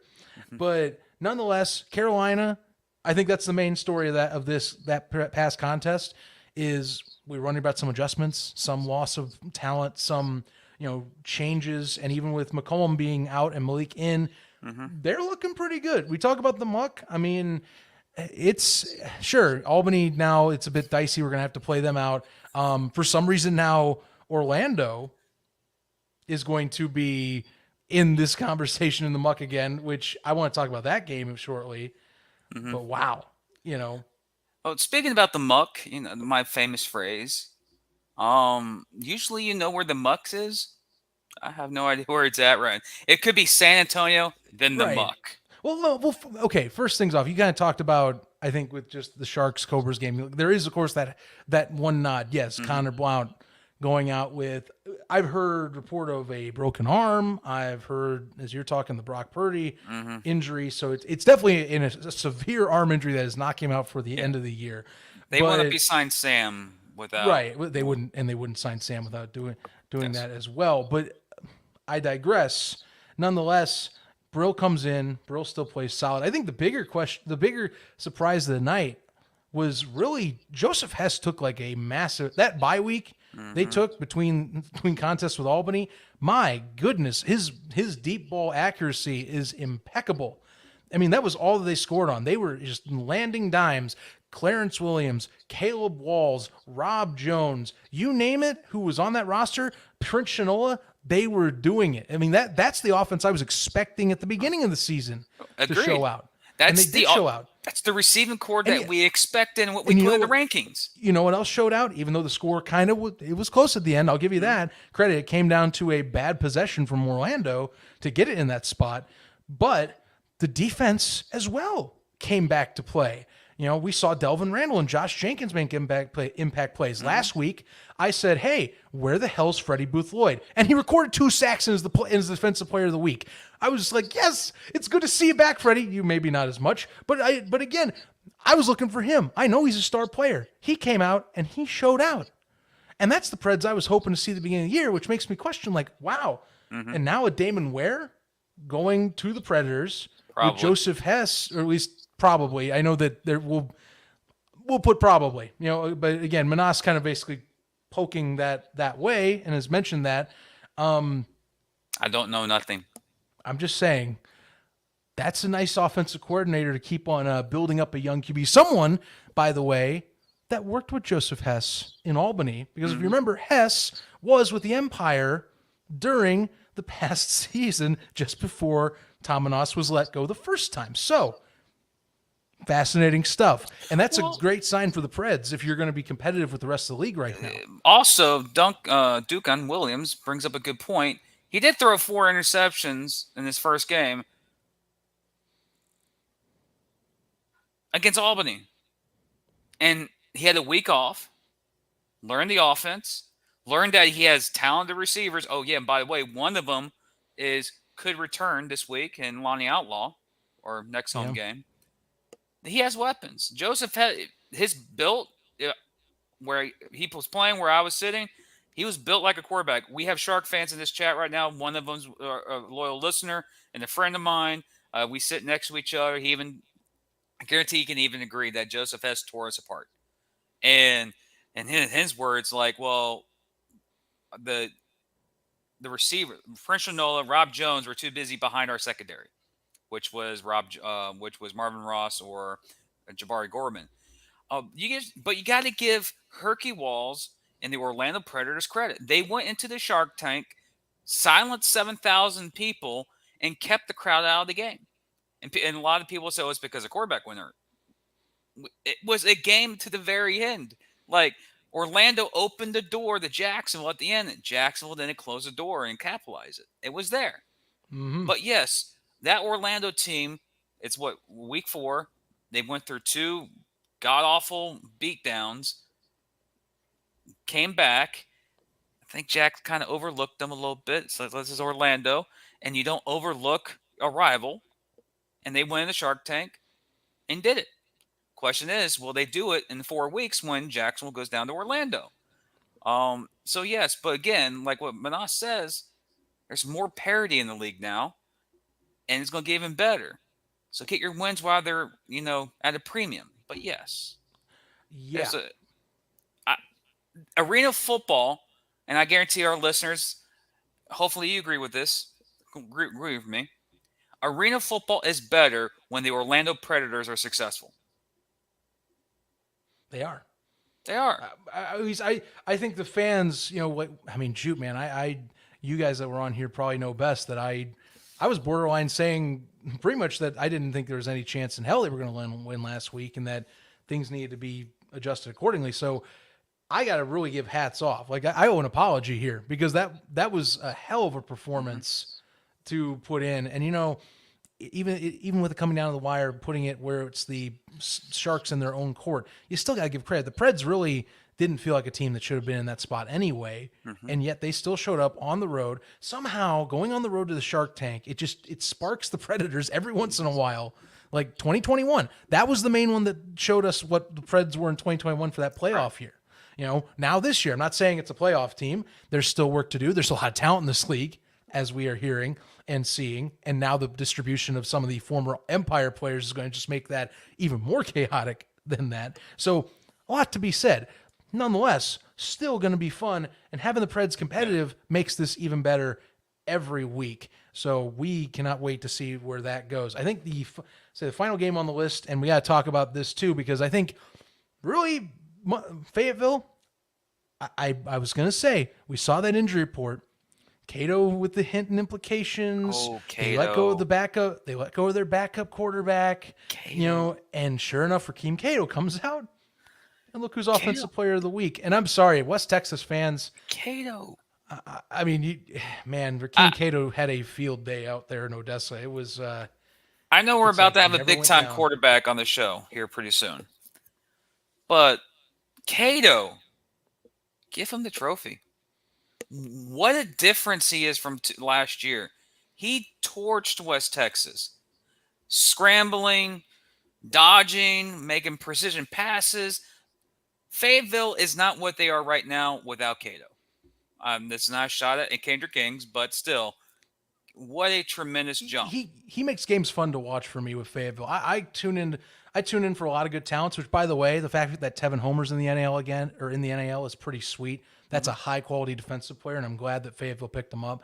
But my God, Cato, I love watching that man scramble around. He throws these such strange but like perfect sidearm throws, nimble, able to just kind of flick of a wrist down the field type of passes. It's impeccable. And like I said, the Mustangs really came out and showed out in Odessa. And I mean, they're right in the middle of this whole thing. Like I said, now that you have, it's weird. Like I said, with Albany right now, and credit, there's going to be some adjustments, but with Albany having to get adjusted and fixed up, with Jacksonville slipping a game here, and Mustangs were step for step with Jacksonville till Cato was knocked out last time. I mean, they're right here. They definitely are one of the most talented rosters in this league. Mm-hmm. And it's a young, new organization. That's one that if you are in Fayetteville, North Carolina, if they keep promoting this, that's a good team to go out and watch right now. That's definitely one they can get behind. They got their next home game coming up, this weekend, which we'll talk about closer to the end of the show. But yeah, I mean, talk about that. He has been an excellent storyline this year for players getting that next step. And we're going to bring on a player that, 2022, he came onto the scene. He showed that next step. He's currently getting back on the camera. He probably heard us, but came on the scene 2022, showed out his stuff, balled out, was definitely one of the best offensive players in this league last year. And now I think Jim's got a big smile on his face because this man's coming to the Shark Tank. Is going to, be the plug and play for Jason Gibson to keep that train rolling out there. And we're glad to bring him on here. It is now newly signed quarterback for the Jacksonville Sharks, Sam Castronova, joining the show. Sam, welcome aboard. New digs, but glad to have you in the NAL. How are you doing so far, sir? Oh, doing good, man. Thanks for having me on. Been quite the whirlwind of the last 48 to 72 hours here. Certainly, to say the least. I'll ask a question here, and then I definitely want to let the Shark resident fan, of course, of the group here bring up a lot of the topics. But I mean, what is your timeline looking like to get down to Jacksonville right now? I mean, I think that's a lot of people, at least a lot of the Shark fans. Those of the Shark Tank. They're curious when you're going to be on board, kicking things off in Jacksonville. Yeah, I mean, I'll definitely be there for the next game, but kind of worked out. I mean, not that all this was planned or anything, because this has been crazy, but they happen to have a double bye week this week and next week. So planning on taking the drive from Buffalo, which is going to be a nice 15, 16-hour drive with my wife and 7-month-old baby. Wow. So that will be quite the passage, but plan on getting down there in the middle to the end of next week sometime. Dang. So, Sam, how are you doing? How's Good, Jim. Nice to talk to you for the first time in a while. How our relationship has changed from me butchering your name from the year one, calling you Samsonov, to now Samsonov. Sam Castronova now. What was the process? I know we're not talking about what happened during last week. it's still settling out there. You mentioned to me that Jacksonville is one of your finalists. Why Jacksonville? Is it because of our beaches? That would definitely be part of it because you know the motto they say happy wife, happy life. You know what I mean? Correct. Yes, agreed. Yes. So that was one thing that drew me there for sure. My wife loves the beach. She turns about 3 shades darker in the summer, so she loves that. But I like Coach Gibson and what they're doing. Obviously, there's a good team put together down there, and the Shark Tank was electric. The one time I did get to go play in it, so it'd be nice to be on the home team side of that. Well, really wasn't that electric. You kept, putting us to silence. Like I remember getting credit. You scored. You had one of your scrambles heading towards your bench where Shy Hill broke. You saw him. You stutter step. You do a complete circle. Then you just sling it. I'm like, there's no way he's going to complete that pass. And Darius Prince right there catches the ball. I'm like, what the heck is? As Darius Prince does, somehow he still gets open, even though every team tries to not let him. And that was a pivotal point in the game because if we would have stopped you, it would have been turnover or downs. You scored a touchdown there. Then we had I think Malik was the quarterback then. So we had to go down there and tie the game. I'm like, oh, we're going to overtime. And then, of course, a missed extra point, and you guys win. Yeah. That arena can never get hyped because you kept shutting the arena up. Hey, well, it was quite loud on 3rd and 4th down. I'll tell you that much. I know I spent about $30 or $40 on alcohol beverages in that game because of that. Like, they scored again. I'm going up. Screw it. Like, give me another one. I guess keep that trivia piece, fans out there, for next giveaway we do. If you listen to the show, Jim said this in episode 99. How much did he spend on alcohol? Jim spent how much money on alcohol during the 2022 contest? $45 and some cents. Due to inflation now, I guarantee it's gonna be like $50-some. But anyway, but you're leaving the team. You had weapons up in Albany. Darius Prince, of course, one of the best receivers, or the best receiver in this game. Wade, Shorts, and now you're coming down here with Solomon, with Jensen, and with Anthony Johnson as the linebacker / fullback. How quick is it going to be for you to adjust to your new teammates, or is it pretty much the system? Every system is about similar and being an easy transition. Yeah, I mean, I think there's only so many plays you can run in arena football. There's different ways to run them and different ways to be creative, which I think Coach Gibson does. But I think I've always pretty much got along with most of my new teammates right away. So I'm looking forward to get down there with those guys. And just to clear some things up, I did not leave Albany. I was quote unquote fired. So I would never leave my boys back there, but I was told that I was fired. So that is how that happened. Yes, and thank you. And that was also correct. Just to reiterate that, they say you were one of the 7 that were let go from the organization, to put it lightly. And I think, like I said, we don't want to. A lot has been said out there. A lot has been put out there. I guess I would love to give you some time, I guess, to speak to Albany fans, because I think a lot of them, as much as Sharks fans, we see a lot in the chats right now that are glad to see you. I think that's one thing we've seen all week. Whatever the circumstances around the organization, whether or not, they're just appreciative of guys like yourselves from being out there in the capital region, giving them good football to watch and providing, as Tom's put it, the Albany way. Providing a winning organization and high quality, fun football for people out in that area. I mean, do you have any words for fans back, at least back where you're at? Not, I know it's Western New York, but still, side of New York, back up nearby. Yeah, absolutely. I mean, I'm so appreciative of all the fans up in Albany. I mean, so many people have already said they're going to miss me, but they're wishing me good luck. I mean, there's a lot of good people up there, and we were able to win a championship together, and had plans of trying to do that again this year. And unfortunately, it didn't work out that way, but wasn't necessarily my choice. But very appreciative of those guys, and wish nothing but the best for those people up there. Yeah, I think that's all I've been seeing all day, is just that, simply. Like I say, you get guys like, like D. Conley right here as well. Thanks, Nova. Best of luck. I'll be cheering for you. Like that's been all day, seeing folks like that come on out. And I think it's just like a respect between fandoms, and organizations. Fans drive these leagues, and it's great to kind of see those interactions. Absolutely. For yourself. So like I said, you're in Jacksonville now. You're getting things kind of kicked back forward here. The plays, as we talked, getting offensive schemes, there's only so much you can do. What are some challenges for you? I think, these are, as Jim said, they're talented receivers, but what are your challenges like getting in sync right out of the gate? At least, how much are you going to be talking straight up with, like, say, Solomon, like, say, Stoshak, and company out there, George Smith, just to say, all right, this is what I like. These are my tendencies. How do I get that going, say, just week one? Or, Yeah, sorry, obviously, game one for you. Yeah, obviously, you're not going to have amazing timing with new guys off the jump. It's going to take some practice for some. That's why I'm lucky to get up there a little bit early. But everybody runs routes a little bit differently, even if they're the same route. So it's going to take a little bit of practice. But, like I said, I found that even me and Darius, like back a year ago, we had to gel pretty quickly because I wasn't the starter. So we weren't taking any reps in camp. And then our first game was down in Jacksonville, and we had a pretty good game.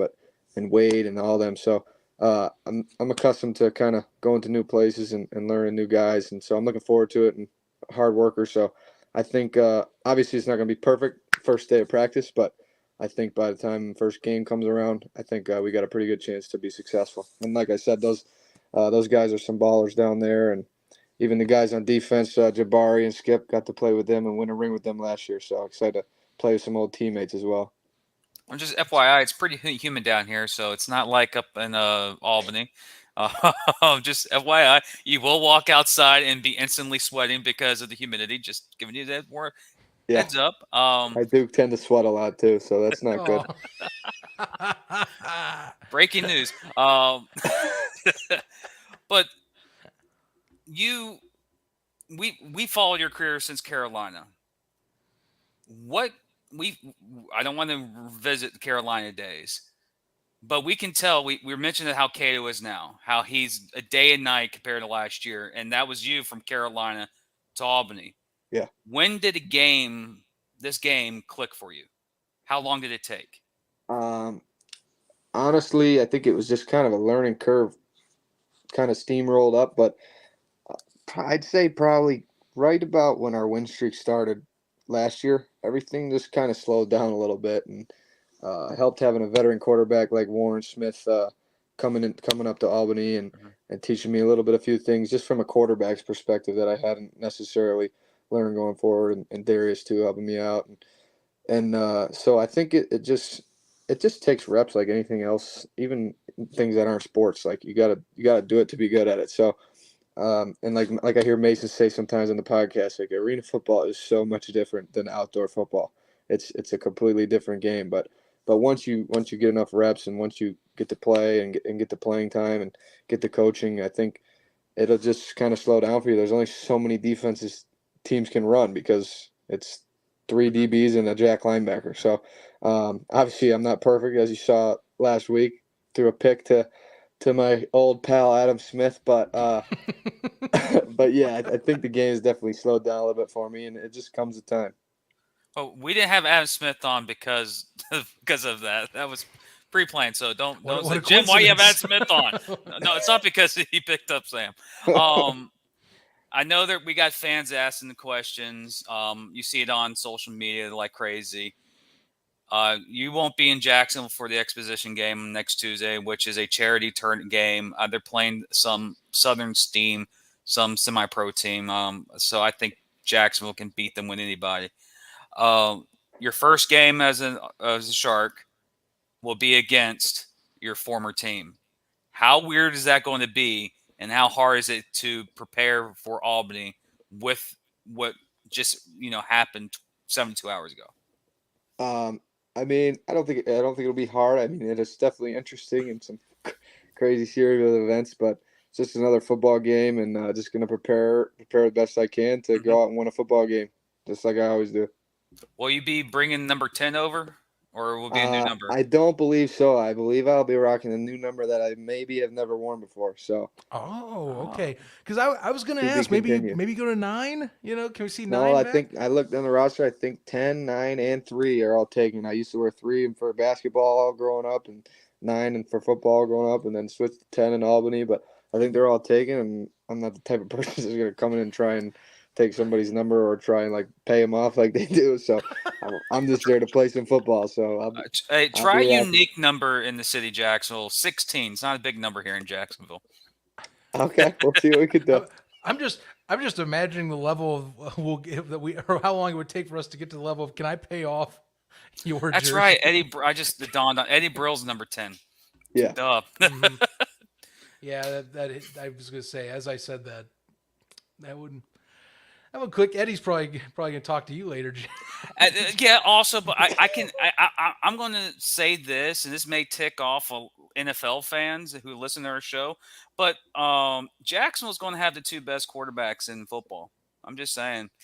Sam Castronova and Arena and Trevor Lawrence with the Jaguars. Yes, I said that. Come at me. He's gassing you up. And of course, I Sam is a appreciate that. Buffalo Bills fan, so It's like he'll a say Josh backhanded Allen. compliment though, because I'm a big Josh Allen guy. See, see. So we're I gonna can take that. have beef with Sam now. It's like, yeah, Buffalo can do what it is, but they can't beat the Jaguars in the playoffs. I'm just saying the history. Well, yeah. But you guys you're have right. gone further in the playoffs in Jacksonville in recent years, so Yeah, when you score 3 points in a playoff game, you don't have a very good chance of winning. no. This is That's true. I'm just happy that the boys made the playoffs last year. I'm like, we made the play and we got out of the first round. I'm happy. Good. It's good. Now Yeah. they do that this year and lose in the second round, I'll be disappointed. I was Yeah. like, what the heck, man? I spent too much money on these Jaguar tickets and losing the second round. My buddy from Buffalo, Quadri Olson, just signed as a running back, so he's up there. I actually just got off the phone with him a little bit ago. He said, "Welcome to Duval." ooh. Yeah, see? Nice. Well, he's getting it. It's Duval. You got to hold I the hold D it out. and the I gotta U. I'm Duval. gonna get used to that. Don't worry. You'll Oh, learn trust me, soon. you'll hear about 5,000 times in the arena during the game. That's Joshua Jackson for you. He goes, all right, and it's a great event. You've been in the arena. Now that the fans will be with you, and once we go on the road, you've experienced road games. You've been up to Albany. It's going to be weird when you go up to Albany in a couple of weeks. Absolutely. But again, Sam, thank you for communicating off behind the scenes. A lot of rumors and speculations. Kind of funny that I got a text early this morning that said that Jacksonville was going to fire Jason Gibson today, and that's the big rumor out of Jacksonville. Well, they were completely wrong about the big rumor of the Jacksonville and Sam Castronova signing with the I think Sharks. I felt hearing that too. Yeah, I mean, when I heard Sam that, and spoke so the same Jim's way I reporting, am. I'm like, what the heck? That's not the you don't know what you're talking about. That's crazy. But still, Sam, thank you for allowing to come on this show. It's been a wild 72 hours. Buffalo to Jacksonville is not an easy trip. That's a heck of a haul. Yeah. But I just want to say there will be 7,000, 8,000 screaming fans here welcome you to Jacksonville because we're desperate for a home win. We haven't won a home game yet. We're gonna get it soon. So please do. I want to win more and actually have a championship game here this year so I can rub one at Manassas. Like, yeah, you got to come to Jacksonville this year. Or, I just ticked off San Antonio fan base. So sorry, Philip. Sorry, everybody in San Antonio and Shaw. But yeah, I want to say welcome to Shark Tank. Thank you for coming on the show. Appreciate the love and support. And hopefully your former teammates that were there last week are no longer there find some landing spots and some great locations. And it'd be exciting to have them associated again in this league of the National Arena League. I know they will. They won't be out for long. Love those guys. But yeah, appreciate you guys having me on and appreciate what you guys do for the league. Thank you, Sam. Best of luck. Or best of luck. Have a good one. Good. Yes, you guys too. Look for see you play here soon. All right. Yeah. Good to have Sam on, everybody.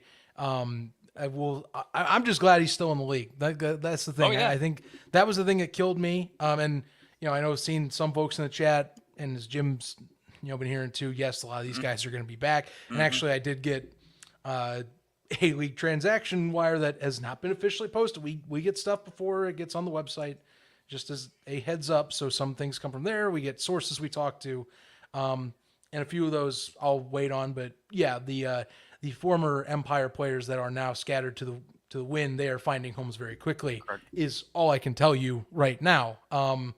That just came out a few moments ago from the league office. So that'll be coming pretty shortly. They probably have a lot of transactions to catch up on. Oh, yes. On the website. It's Just been pretty a heck of a week in our league, ladies and gentlemen. And We said last week, hey, anything can happen. You know, the NAL signings and credit. We didn't expect it in this way. So don't assume we were meaning like, oh yes, there goes a large chunk of a star roster type of like craziness with signings. But that's how the NAL rolls, man. You see transactions happen. Things can change on a dime is all. That is for sure. On a dime. Sorry, I'm just looking at some of the transaction wire. Interesting, yes. But of course, by our agreement, we can't say anything about it until we get approval to do so. Right. Something I want to also bring up, because I keep seeing this in the comment here. I don't know of another team that's in trouble. We asked about this already. This is one that's been getting thrown around. So please also stop if you are reading this. That's not happening right now. So whoever has been saying that, throw it away. We've already confirmed that's not happening. Too. Yeah. Also, I can actually make that. I've reached out to multiple players from multiple teams. A, there's no player walkout happening. B, there's no team folding this weekend. C, there's no coaches being fired. And D, these rumors being spread around for Fayetteville, Carolina, Albany. Please stop with these rumors. And I know it's some other people. They could. They're stating that they have connections, but a lot of these people are either banned from these arenas or banned from talking to these ownership groups, or they get second to third hand information for people who have a vendetta against the owners.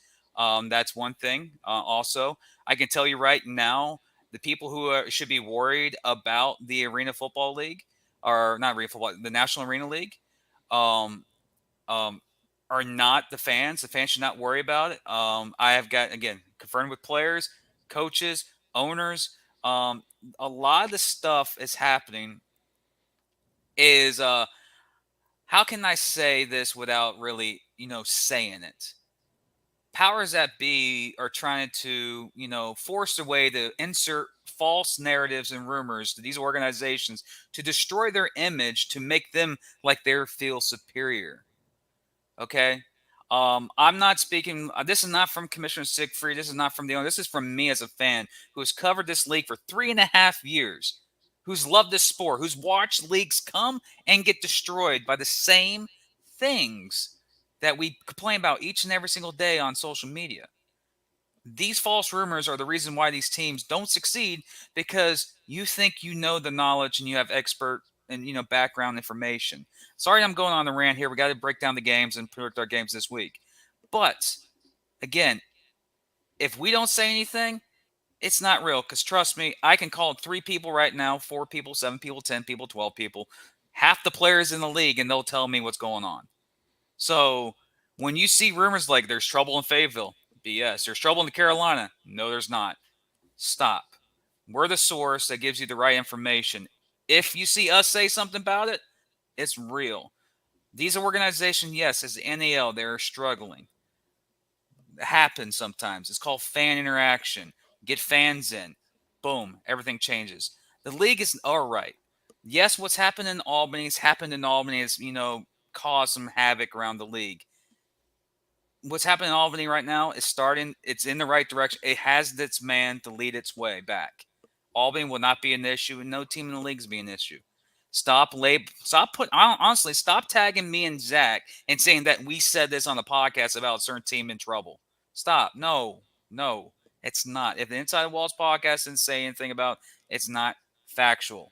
I'm tired of defending it. I'm tired of seeing it from the same 2 people. I'm not mentioning their names. The same 2 people. We used to have 3 people. Now it's only 2 people. Spreading these rumors. A, they're not associated with the league. B, they're either covering an opposing league or associated with the opposing league and acting like they have first-hand information. I have people on speed dial I can call to get confirmation. Want real source about NAL? Wait till what Jim says or what Zach says. Because if Zach says something, I say something, it's 99.999% accurate. And no, Jacksonville is not having an issue. Orlando's not having an issue. Stop with the rumors. Mm-hmm. Yes, the ownership group. There is a strong ownership group in both those cities. Please stop with these false accusations and narratives of this league. We're talking about football. Week 5 is here. There's no other team league. Go to those other websites and get your information. I guarantee you their source is from the same individual that's given everyone else false information. Yep. And I'm basically anything he said, I'm just going to leave and say I echo it because I will put in Jim's defense. There's been a lot of crap that he should not have dealt with today, in particular as we're talking. That's all I'm going to leave it as, because I'm going to be now on this case of let's talk about football. So Correct. Put that to rest now. Let's chat. And again, it's our super episode. So I'm again, to our listeners and our supporters, I do apologize. It has to be said because I'm tired of answering the questions. It's been a busy 2 weeks, guys, and it was especially a busy 3 days. 72 hours. It's been busy 3 days. Been crazy. Wild. It's one thing. It's like one thing I want to say. Any rumors about expansion? In our league, Rusty. Sorry, Russ. Just to throw that up. Oh, I just dropped that for you. There we go. That's on me. Just any rules about expansion in this league, in this type of sport, there's always rumors. Again, that's our game. I could have just pissed off a lot of people that we know, honestly, but still, I'm sorry. You don't have connections anymore, or you think you do. I'm just tired of getting my name put next to it and me being accused of it. But yes, rumors happen. Expansion rumors happen. There's always plans of expansion because if you're not planning on to expand, then you're not a league. But yes, I do apologize to our fans and our listeners about that. You don't understand how many DMs and my phone's been getting obliterated over the last couple of days of this. It's really nonsense. Again, if I say something like this is happening, then it's real. But yes, Top Gunner in the house. I was going to say, we have to throw Top Gunner if he's putting a comment in. Big eyes, Top Gunner. God bless you. God bless you. Yes. This is, I see things I love about the NAL when we get every team does something amazing or has its own special, slice of life I take. West Texas, and I'm going to throw it out there, and I think so. Definitely the mascot that is my favorite right now. Top Gunner, you get all of my sympathy towards you. You are my favorite mascot. You are the guy that brings all the best jokes as a mascot in this league. He's savage too. He's very savage. He's savage. And credit. He calls us out a lot. He did get to eat some crow last week over some takes from Fayetteville. Fayetteville did drop quite the response from Liberty. That was a good response. Yes, that was a good. Jeez. Yes, Skyler, I agree. And dude, come on, bro.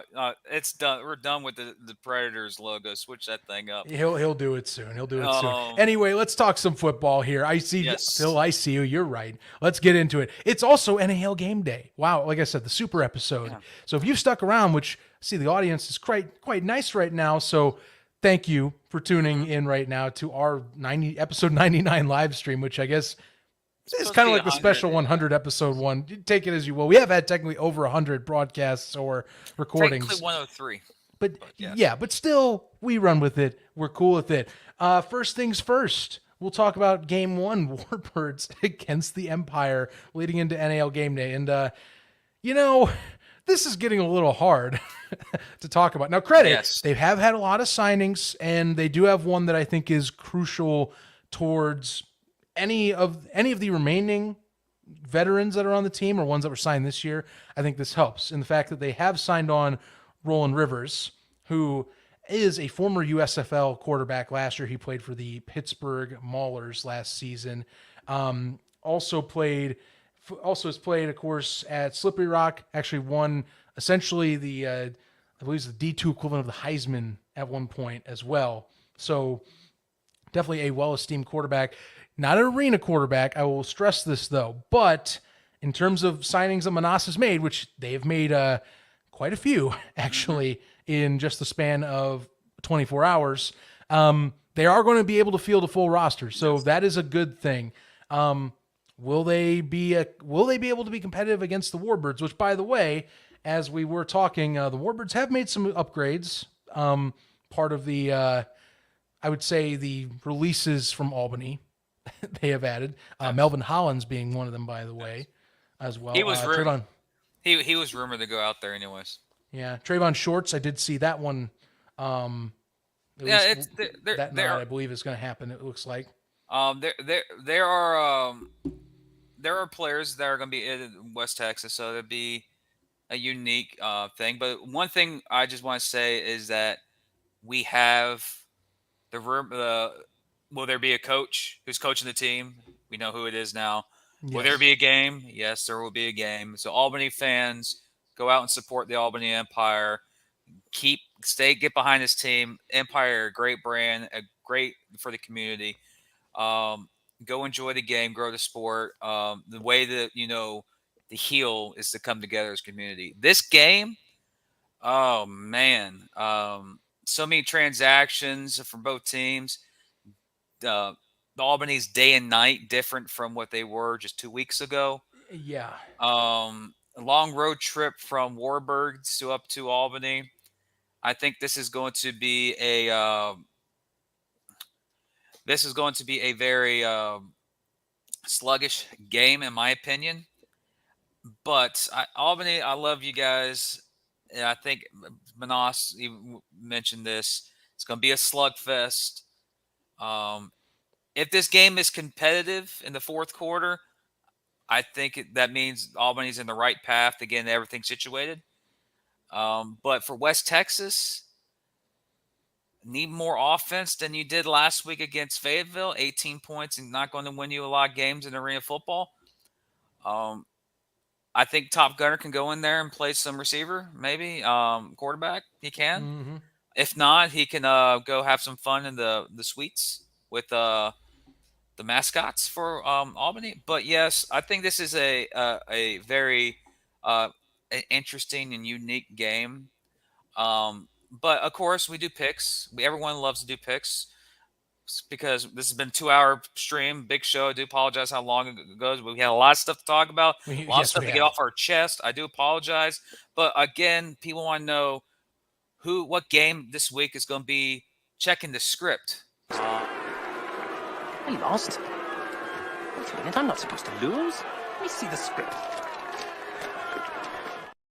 What is the script says it's going to be very chaotic, like really chaotic. I mean, we're going to have one of the most lowest scoring games in NAL history, in my opinion. That's not a bad assumption. I think I would say I think you're right. That's not a bad point to take. Here's the thing, when you have a brand new team like that, brand new, that even seems wrong to say it like that. You have a team that's going to be put together in 72. Roughly 72 hours and play. 72 hours of play. Yeah. And you're getting this thing up to speed. I mean, like I said, Roland Rivers, he does have a good arm. But the thing is that it is arena. He's going to have to get ready to be adjusted to throw quicker. He's going to have to be ready to get adjusted to, be able to get in tendencies of brand new receivers. Maybe you have Patton that's ready to go. Maybe you have other things that are set up. Philip does bring up a good point. Yeah. Let's see. Honestly, yeah. Philip, it'll be a great 30 for 30. Documentary needs to be coming soon enough. But I digress. You're going to probably see some awkward football. Yes. I think if you are West Texas, and I'm putting it this way, this is a very opportune time to get one on the scoreboard. And that's not to put down any of the efforts that Albany is doing. I'm just saying you're going to a home game where the team has to basically reconstruct many of its core pieces in less than a week. And you have new veteran players with guys that are dogs and, as we've seen, can play and put up 60 on a team. This is your week to get back in the win column, is how I view it. Now, obviously, Manas, if he was still on the show, he'd be like, the hell it ain't. But I'm just saying, it is a little hectic to get ready this fast. He even said this isn't going to be the best version of their team yet. So I view it as this, because again, if you're talking about the season, and again, the Preds, they got a win back on the column that's put them right back in the thick of it. West Texas, you're kind of on the verge right now. Going 0-4, I very much have to make that percentage very low that you're going to get a playoff seeding at that point in the season. Only and credit team has never done it. I mean, yes, but one Sorry. team. That's- I know. I see what you're saying. Yeah, sorry. I see what you're saying. So, My in bad. credit, I'm just saying. Here's the other portion I'll put too. And Phil will of course attest to this. Now, credit, there were some adjustments, but the Gunslingers did also make a playoff push after going 0-5. So, Yes. there is a slim margin. They didn't, but again, the more you are putting yourself behind the 8 ball, you got to take wins that are opportunistic when you can. That's why I have this one as a very opportunistic chance for the Warbirds. Ain't a gimme. Manas is going to make them play tough. That is a standard of Tom Manas football. You're going to have a tough affair still in Albany, even with the short new roster and week. You got to play tough football, but this is opportunity you got to take when the iron's hot. Yes. It's a, what you like to say, get them now because you won't get them again type of scenario. This is a time for you to go into Albany and win in a building that's very hard to win. It's very hard to go up in Albany and win. Even in the AFL days, it was hard to go up in Albany and beat Albany in Albany. I think the first half is going to be sluggish. West Texas should go into that game and win. They went toe-to-toe with Albany, with Carolina the last couple weeks ago. Dennis didn't play well at all last week against Fayetteville, but they're going to have a new quarterback, new receivers, new offense. You're going to have guys who haven't played arena, like what we talked to Sam and we talked to other quarterbacks. It takes time for the game to click. Mm-hmm. Warbird should be, in my opinion, one step faster, one step ahead in this game. I think this is an ugly, ugly game, and I do think this is a game where they can get but I don't see possibly a upset later in the year. You do say ugly, but Top Gunner being the Top Gunner he is, putting up 70, and you know if they do, that would be pretty incredible performance. So, like I said, but again, opportunity knocks, and when you're an 0-3 team, I think the desperation has to kind of turn up to 11 to kind of at least get some movement in the right direction to where you can still kind of be a little bit of length. You're at the back of the pack. Think of it. I'm going to do a NASCAR terminology thing. Think of this. You're at the back of the pack in like Talladega in the draft. You need to get some good moves to kind of move up to the front. Take one of your options here. This is your first option to kind of start moving up that pack, if you will. Wheeling and dealing. Shake and bake, baby. Shake and bake. Manas is going to get his guys in there. 72 hours, get a team together, and you're 72 hours away to play a football game. That's going to be a hell of an accomplishment to get to the game. But I as much as I love Manas and Albany, West Texas doesn't need to change all like the massive changes. They already have a team. They've been practicing for weeks, and they just got off a tough loss.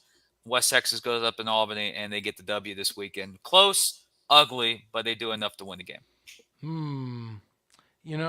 I do sit here and think, and that's one thing, like I said, I've been debating. Do I go with the team that has a system in place? You had your head coach with your veteran quarterback, veteran receivers, and new weapons to add in terms of Trayvon Shorts and Melvin Hollis. Hollis being, of course, a good addition for that front line, which something I should mention, West Texas has been needing some line help badly. So that is a great piece to their arsenal to give Daniel Smith a little more time. Correct.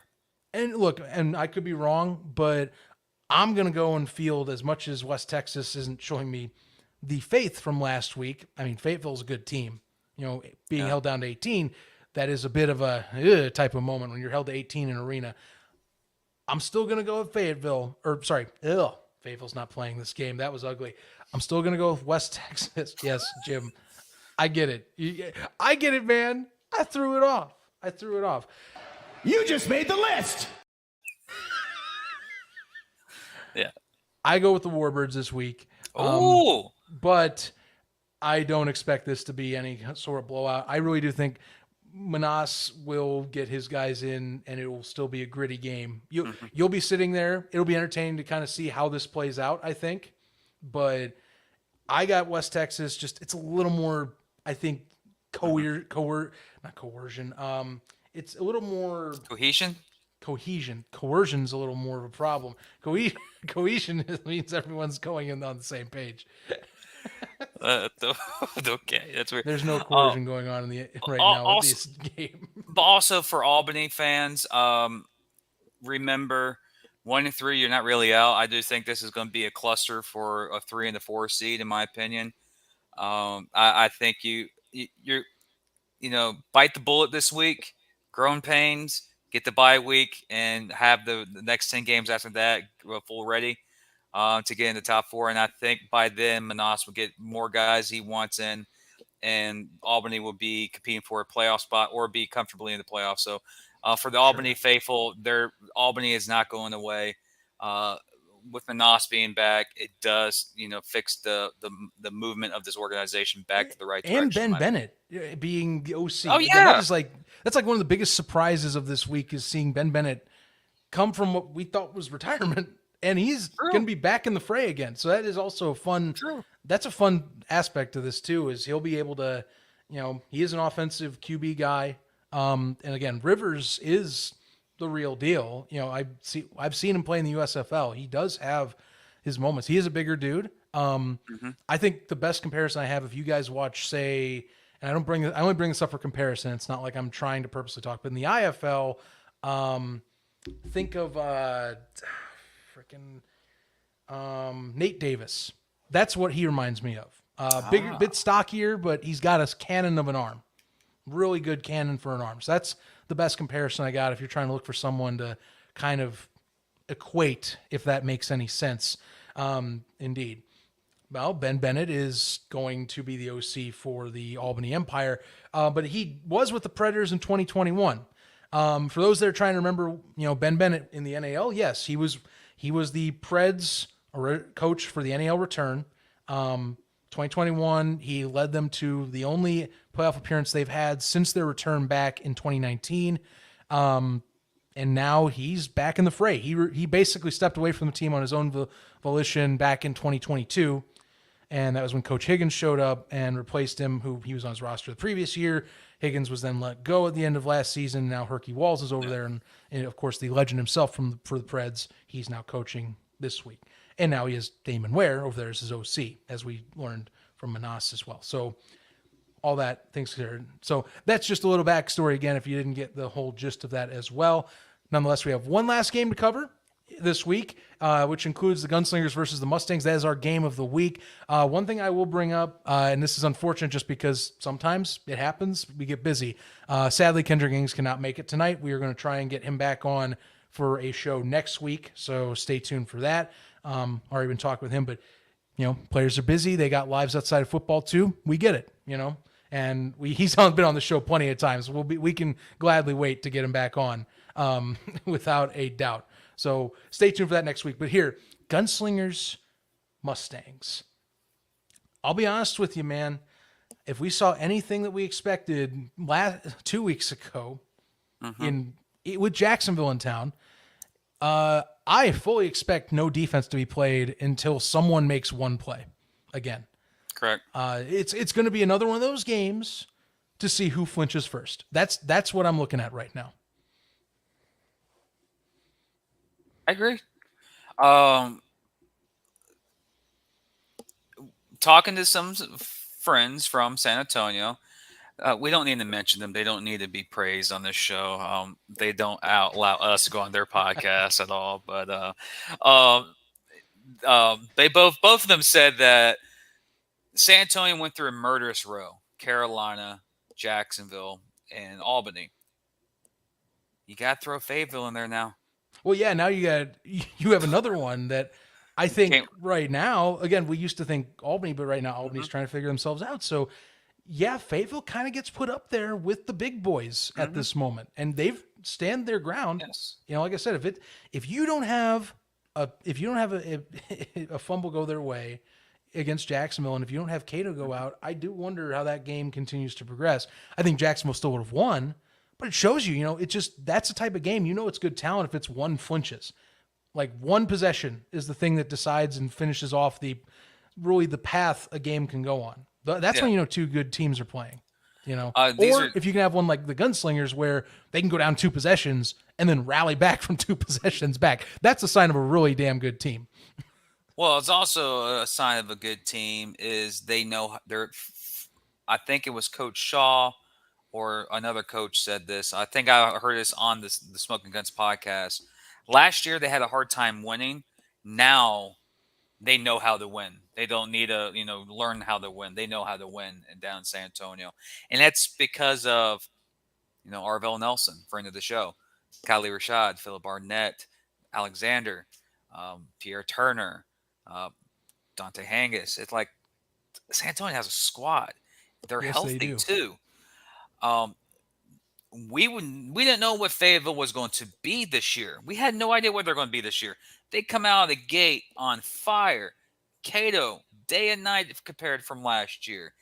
Their offense is explosive. San Antonio has learned, like you mentioned, how to come back from being down 2 touchdowns. Actually, 2 touchdowns twice in one game. But I look at this game, and I can say, man, I can see a high-scoring game where we're touching the 200 number. Like, that's how you can have a game that can reach that, like offensive explosion, because these 2 teams have it. We won't get there because Arena football never got to the 200 number. It won't never get there. Maybe, 160 or 150 type of number. That's why we need betting, but we can't bet. But again, for Fayetteville, how they performed last week in West Texas, how they performed against Jacksonville recently, just the second half was just their whole season. You look at their whole season, they've had one bad half the whole season. That one half was against Jackson when they lost. All the rest, the other 5, victorious. They've owned their games that they played. This is a matchup that would not expect the Mustangs to be in. And yes, they have a big-time win. They destroyed Orlando, who has improved, we've seen over the last week. They went on the road and just torched West Texas. This is a massive upgrade in talent. They're not going up against a team. They're going up against a team like Jacksonville that has equal, firepower like Jacksonville, and they have just as a good defense as Jacksonville. The key is, in my opinion, San Antonio has a more experienced quarterback than what Jacksonville had when they played Jacksonville at the time. This game, in my opinion, could be one of the marquee games that we look back in the season and go, that week 5 game between Fayetteville and San Antonio answer a lot of questions. A lot of San Antonio fans are like, we should take care of this team. There are 2 wins against Orlando and Fayetteville. But then again, don't overlook them, because if you lose to them, Fayetteville's first place in the league with 3-1 record, and they had the tiebreaker review 3-1. But for me, I look at this game and I can just see this game going down in San Antonio fashion. We're trying to predict blowouts and shootouts. It's going to come down to a freaking extra point. It's going to come down to a 2-point conversion. It's going to come down to a 3rd and 1. Watch the final score be like 72-70. It's going to come down to a 2-point win. And I trust a team that's been there and done that with those close wins than a team that hasn't. Yeah. For me, I think it's going to be a close win. And for me, I really want to do it. I want to call it my script, but I already did it. But San Antonio's going 4-0. They win this one in a squeaker. I think they win, like I said, 73-70, because I don't see them winning big. I see them winning, like, holding on or a game-winning touchdown. But I see them winning this game. I think they make enough plays to really get it. I just see San Antonio, I'm like, man, Fayetteville's offense is legit. They can score points, but dang it, San Antonio, they're going to have their own TV series on TNT. TNT, we know drama. The San Antonio Gunslingers, that's them. They win this game. They're going to win. They're going to win very close, though. Yes. And all of a sudden, I became a fan favorite in San Antonio. Yes, Jim is a glorious win this weekend. Yes, I'm picking San Antonio to win this one. I do want to say my my key to the game with this, and it's something that I think Fayetteville did try to address a little bit, and it was something that, again, we talk about downfalls, or at least things that I think we look for those exploits. What is keeping Fayetteville, to me, that maybe it's not hitting, maybe something that Fayetteville doesn't have that San Antonio has. And what San Antonio has, to me, is they have defensive veterans that can lock things down. Now, I will say, to add on to what they address the issue with, they brought in Tevin Homer last week. Homer got to get a little bit of his legs under him, against West Texas, but they brought him in specifically, I think, to help even buoy that side of the ball. Remember, Jacksonville, when they played, they got every drive they wanted, didn't have a stop once in their contest. That's something that, to me, makes or breaks if Fayetteville wins this one. I think it'll be competitive. Personally, I think it's going to be decent high score. I think you're going to see a high 50s, low 60s in terms of a score set between these two teams. Oh, but I forgot one thing. Okay. If you're looking for kickers to mix extra points in this game, you want Maya and Drew Pearson. They're on the money. XP's for sure. Yes, that just popped in my mind. I'm like, wait a minute. Yeah, I remember. These two kickers are very accurate. I do think if you are going to see one of the things that separates the Gunslingers, and again, I will say our good buddy Phil did bring this up too. As long as Drew's gotten more practice with the scoreboard for this season to, try and go and kind of angle it around or maybe get more of a direct shot for a deuce. Because I think if he can get going as well, hit the back of the net, get deuces, score extra points that will add to more of this score, I think you're going to see that be a big difference maker. But to me, even more so, I question more about Fayetteville's defense being able to get stops. It's going to be a solid game. It's still definitely my game of the week, hands down. But I got to go with San Antonio because, it is a more well-rounded offensive and defensive team. It's well-rounded in all three phases. I do need to see how Fayetteville has improved since they've added Homer, since they've gotten a little more under their belt. I will give a ton of praise to Coach Gunnings for getting a roster together that, for an expansion team coming out of the gate, they sure as hell are making their name known around the league right now for being an explosive, high-powered offense with some good veteran talent. It's just, I don't think you beat the all-star roster that the Gunslingers have is my thing. It's going to be a good game. They won't walk away from this one, but we'll see how things progress. I think sadly you're going to have Fayetteville fans walk away with another loss at home. Nonetheless, come on out to that game, Crown Coliseum. Faith and Family Night is what it is this Sunday. Definitely going to be great. And you can take a voucher. Kids go in for free. You bring that voucher in. It's been advertised on their social media. You just got to bring in this little coupon, and you bring your kids along. All you got to do is pay for your tickets, and you have a good time. Trust me, if you're in Fayetteville and you're even on the fence, go check out a game. Arena football is awesome. It is one of the best, least talked about sports in America, and it deserves way more praise across the board. Finally, though, I think Jim's bringing up a good point, and I do think we kind of touched on this, of course, as Sam brought it up in his own discussion. But, Jim, if you'd like to explain, as John Lendon here is bringing up nicely, there's a charity game. That is a Shark super. He's a bigger Shark fan than me, and that's very rare. Just saying. Yeah, Sharks. He chills right by the bench. He's always on TV. He's always on YouTube. Yes. This man preaches. Continue, Zach. But he brings up, hey, I was just going to give you your time to talk about this charity game because that is, like I said, we don't talk about exhibition games as much in the NAL. I know that one of the other big three leagues in the country does exhibitions or preseasons as the norm. We don't see these as much, but this one, it's for a good cause. Mm-hmm. The charity is for the Sharks Foundation. It benefits the Sharks Foundation. Tuesday, May 9th, kickoff. I think it's 11. Gates open at 10 o'clock or I think 10:30, around there. It's an event that Jackson was going to do. This has been planned for a while. They're going to start doing this tradition. They got this idea from the Jacksonville Icemen, the local ECHL team here in Jacksonville for students. They're going to bring a bunch of kids in to enjoy the game. That kids that can't, get to a game without field trip access. So this is hopefully to bring that. Tickets, I think, start as low as for regular people. I think $15 probably, $30 for like exclusive like front row seats. I'll try to be there during work for me, so it may be pretty difficult. All proceeds go to the Sharks Foundation. That game is Tuesday, May 9th in VyStar Veteran Memorial Arena. Unfortunately, Sam Castronova, a.k.a. Shark Nova, will not be at the game. He will be on his way from Buffalo. That 16-hour drive. Holy crap. That's a long drive. That's a lot of states. Still, but it's a great event. Jackson was going to start doing this. For me, I look at it this way. To grow a stronger fan base, you must attract the younger crowd. This is just reaching out to the community to get more people and bring them in.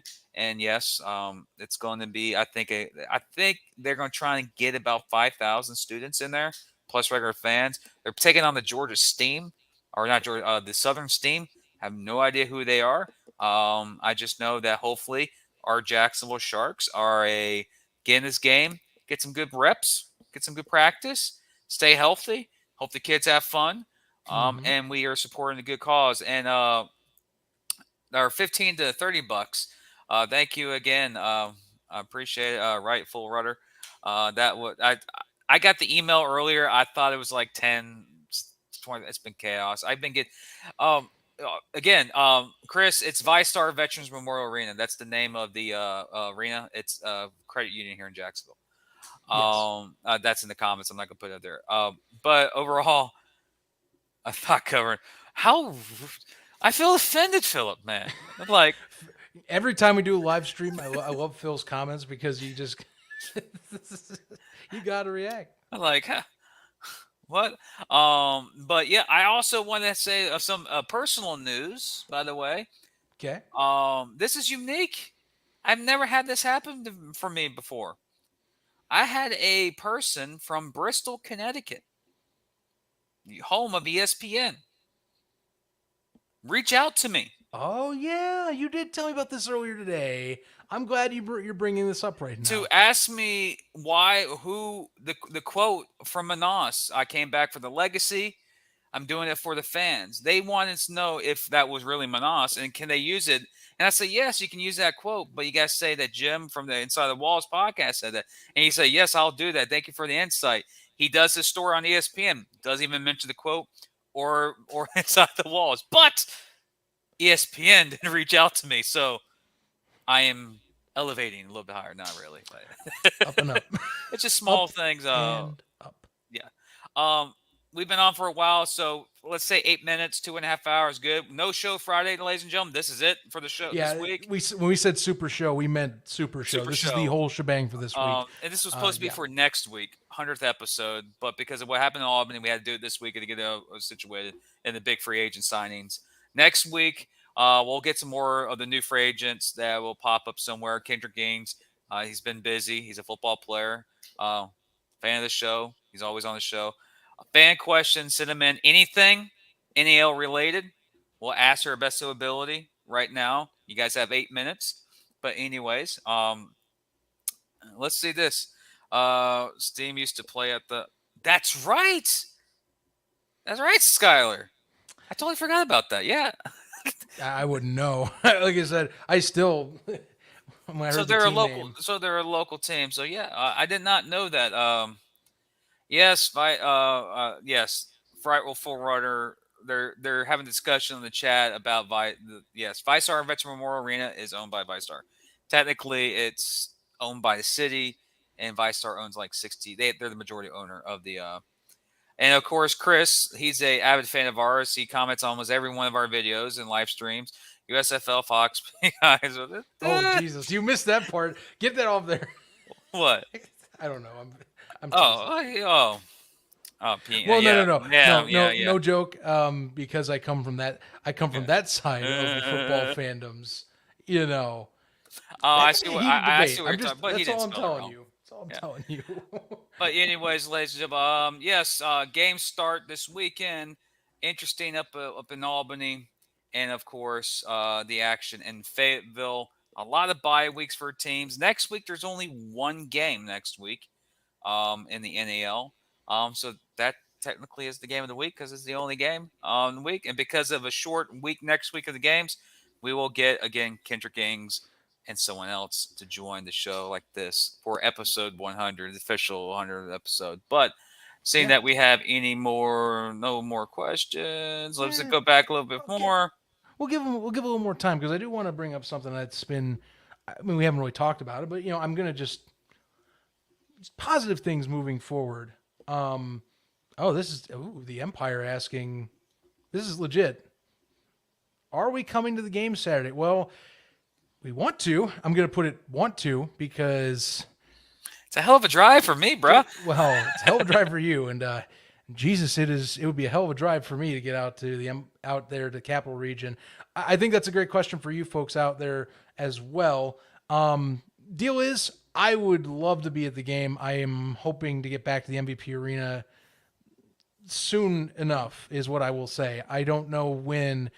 I have a lot, flights, life. It is a thing, and obviously, I'm out west. But all the respect, Albany, welcome. I know. Really appreciate it. Pretty cool. That's why I also am like, you got to highlight that. Look at this, another one too. Look at that. And the question is, I want to know who is running this Albany page now. I'm getting intrigued. Because we are the NAL. I mean, we are. At least I would say definitely. Gonna say, we're getting teams applying in. Look at this. Let's go. See, we're hanging around now. We got 2 of 7. Yeah, Jackson won't pop in. Oh. Because I could text the dudes like, "What are you doing?" No. See, Fayetteville's in there. And right when I said I watch, come on, let's see, you have another NAL team. Come on, we know you're watching. We know we love you. Thank you. Yes. What I was trying to say before I noticed teams replying in, which hi teams, good to hear from you. I was going to say that I think we should. One thing I've been happy that lately. Obviously we have the Player of the Week graphics come up, but something I have noticed as of late. We're seeing some graphic design, which one of our own friends of the show and in the Albany region, I think deserves a lot of praise for these. The league has been behind the scenes getting more, I think, invested in this, which thank you. Because I know both me and Jim have said a ton, please start doing more of this, which they've been using Twitter more. Just going to throw you out there, by the way. You get really excited when that happened. Well, because they don't use Twitter. The fact that they were posting up Player of the Week standings. They posted standings on Twitter, Jim. That's a big deal to me because they don't use Twitter until now. You were happy when you said you're because like you sent me progress. You were so that's happy. Progress. That I want to see that social media progress keep moving forward. I hope that keeps going. That's a link. You just shared the link. I'm gonna click on it to check it out. I'm like, Albany sending a link. What's this? Like, nonetheless, I'm just saying, if we're talking about building up and seeing things move in the right direction, that's a random thing I brought up, but still something where I'm like, thank you, because that's something that they need to keep doing, and that is what helps when you are not only us, but when you are fans of the league, you are asking. Trust me, these people do read your posts. They do listen. That is a thing that only came because fans kept asking for it. And listen, we have conversations about trying to improve broadcasts. You see stuff with like Fayetteville getting their broadcast going so well. You see stuff with Skylar's trying to be the Orlando to try to get recognized as a team. Because this is because the logo. My bad. all I'm saying is, people, you do get your voices heard. Stuff does get adjusted. West Texas. Do I have to say about the broadcast last week? You know that was better than the week 1 broadcast. You know why? Because people they listened to you. You still form this league. So stuff like that, you see the graphics the league's put out, like social media on their stuff. That's huge. Your voice does matter. Reminding me. To the broadcasters, we know that you listen to this show. Every one of you, please get a hold of this podcast ASAP. Talking from Albany to West Texas to Orlando. I'm trying to get all the broadcasters together so we can exchange information for these teams so we're more prepared and up to date with our players and breakdowns for the games. Albany has been in connection with San Antonio's guys, and they have been sharing information between games. And the broadcast they had recently in that game was precision. You had nicknames like Sweet Pea Perry, Sweet Pea Perry, Sweet Pea Turner. That's another person. You please get hold of our podcast. We're trying to connect you with these guys. It helps, it elevates our game even more. West Texas, you guys are. Tremendous recovery. The fans love, again, most improved broadcast. You guys did an awesome job. Fortunately, the result on the field didn't go your way, but you presented the game the best of your ability, and the fans showed out. Biggest crowd, more fans are increasing. Carolina, biggest crowd of the year this past week. Fans, go out to these games. Arena football is fun. Like, go out, go rock it out. It's affordable. It's like, damn affordable. Make Jim stop talking about how the Shark Tank puts $7K in there every single week. I want to see $8K in Albany again, or $10K in Albany, $10K anywhere, because you can do it. It's cheap. It's affordable. It's good family fun. Maybe not the beer prices, depending on how your team's going that day. But go out and support your teams, people. You know, this brings a smile to my face. I would love to see this happen. Oh, it was in the works until Jim found a new job and then threw it away. Skylar bringing up something that, maybe, of course, not this year, but maybe sometime down the road, it would be nice. I would be really thrilled if we had this happen. Could you imagine? NAL Game Day Live. College game day, but arena football? That so you tell me you can say I can put a helmet on like Lee Corso? You get to pick a game of the week. You get to pick Not so fast, my friend. I love that. Good memories from Saturday mornings. That would be cool. That would be awesome. That would be epic. Into the future. All it is, look, guys, we've had a rough 2 weeks as a community. Yes. But I hope this show, talking and seeing some of the stuff that's happened today, let's move ahead and make week 5 just fun. I'm ready. Let's have some fun times again, We need a live show. If that's Manas or if that's the owner himself, please preach. Yes. Well, who does that in WWE? I should know. That's oh my goodness. Daniel Bryan. There we go. There we go. It took me a second. Why am I saying that when we have all freaking gifts of wrestling on this thing? Never mind. I don't know. Man. You know what? I think, Jericho. You just made the list. I know. I just made a list. I should know. I think that's a good sign off. We've hit our 2.5 I'm done. A long 72 hours, a long episode. This has been Super Show, episode 99, technically episode 100. We'll see you next Tuesday afternoon and morning at 10 a.m. for a rebound, breaking down the past 2 weeks of the NAL, and the next week's game day, episode 101. We'll have Kendrick Ings and another guest for the game of the week. Wait and see. Of course, follow Inside the Walls on all social media platforms for up-to-date information, breaking news in the National Arena League. And remember, if Inside the Walls didn't report it, it's not real. It's not real. Most likely false. If we do, it's accurate, and it's been proven by multiple sources. Zach? Oh, you closed the line, man. Like you told us to do it last week. I thought I gave my closing. Okay. Well, again, look, I'm going to repeat myself once more. Let's have fun this week. Let's enjoy some football. Let's get back to talking about the football. Again, I think there's been some great football played, and we haven't talked enough about it. Let's start this week. Let's chat about it. There's going to be some great games ahead. Even with new faces going different places, it only is going to get better, ladies and gentlemen, for week 5 and onward. Let's enjoy ourselves as fans again. It's going to be fun. I can't wait to talk to you on streams and on the main Facebook page. And if you want to jump on our Discord, which, by the way, in the description, that Discord's growing, people. We're pushing 50 members right now. That's something to us. That's big. It used to only be like 6. Now it's strong. Got a lot of San Antonio and Albany people. We need some people from Jacksonville and Fayetteville and Carolina to get in there. You know what I'm talking about? Orlando folks in there. Let's say some Predators fans. Hey, I know Top Gunner has Discord. He's acting like he has no Discord. He knows what Discord. Top Gunner. You know where to go, bro. Top Gunner, the first mascot to join a Discord server, I think, in history. And he'll be savage doing that too. And imagine just his persona in that Discord server. Oh, it'd be epic. Yeah, description. It may not be there now, but we'll be in a second. But yeah, go join the Discord. Very fun community. About Discord page, we don't stand for a bunch of the stuff that happens on the other social pages. No, not this. We're level.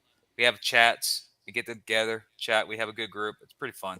But yeah, Gunner, I know you have a Discord. Don't lie. I know you do. I know you do, Cop Gunner. But yes, and also I want to give a shout out to Dorian. That guy's been dropping hot graphics. Is being used by the leagues, being used by Albany. Most appreciated to him. He's a good, genuine dude. Me and him collaborated many times. He was surprised that I did Sam Castronova's edit for his thing. But that shout out to Dorian. Shout out to the people who are behind the scenes that trust us with this content. Thank you to the players who reach out to us. Remember, if you need anything, information, let us know. We'll, exchange it. Or if you have information that we might think is valuable, send us a DM, send us a message. Trust, we're here for you, and our job is to make this league better.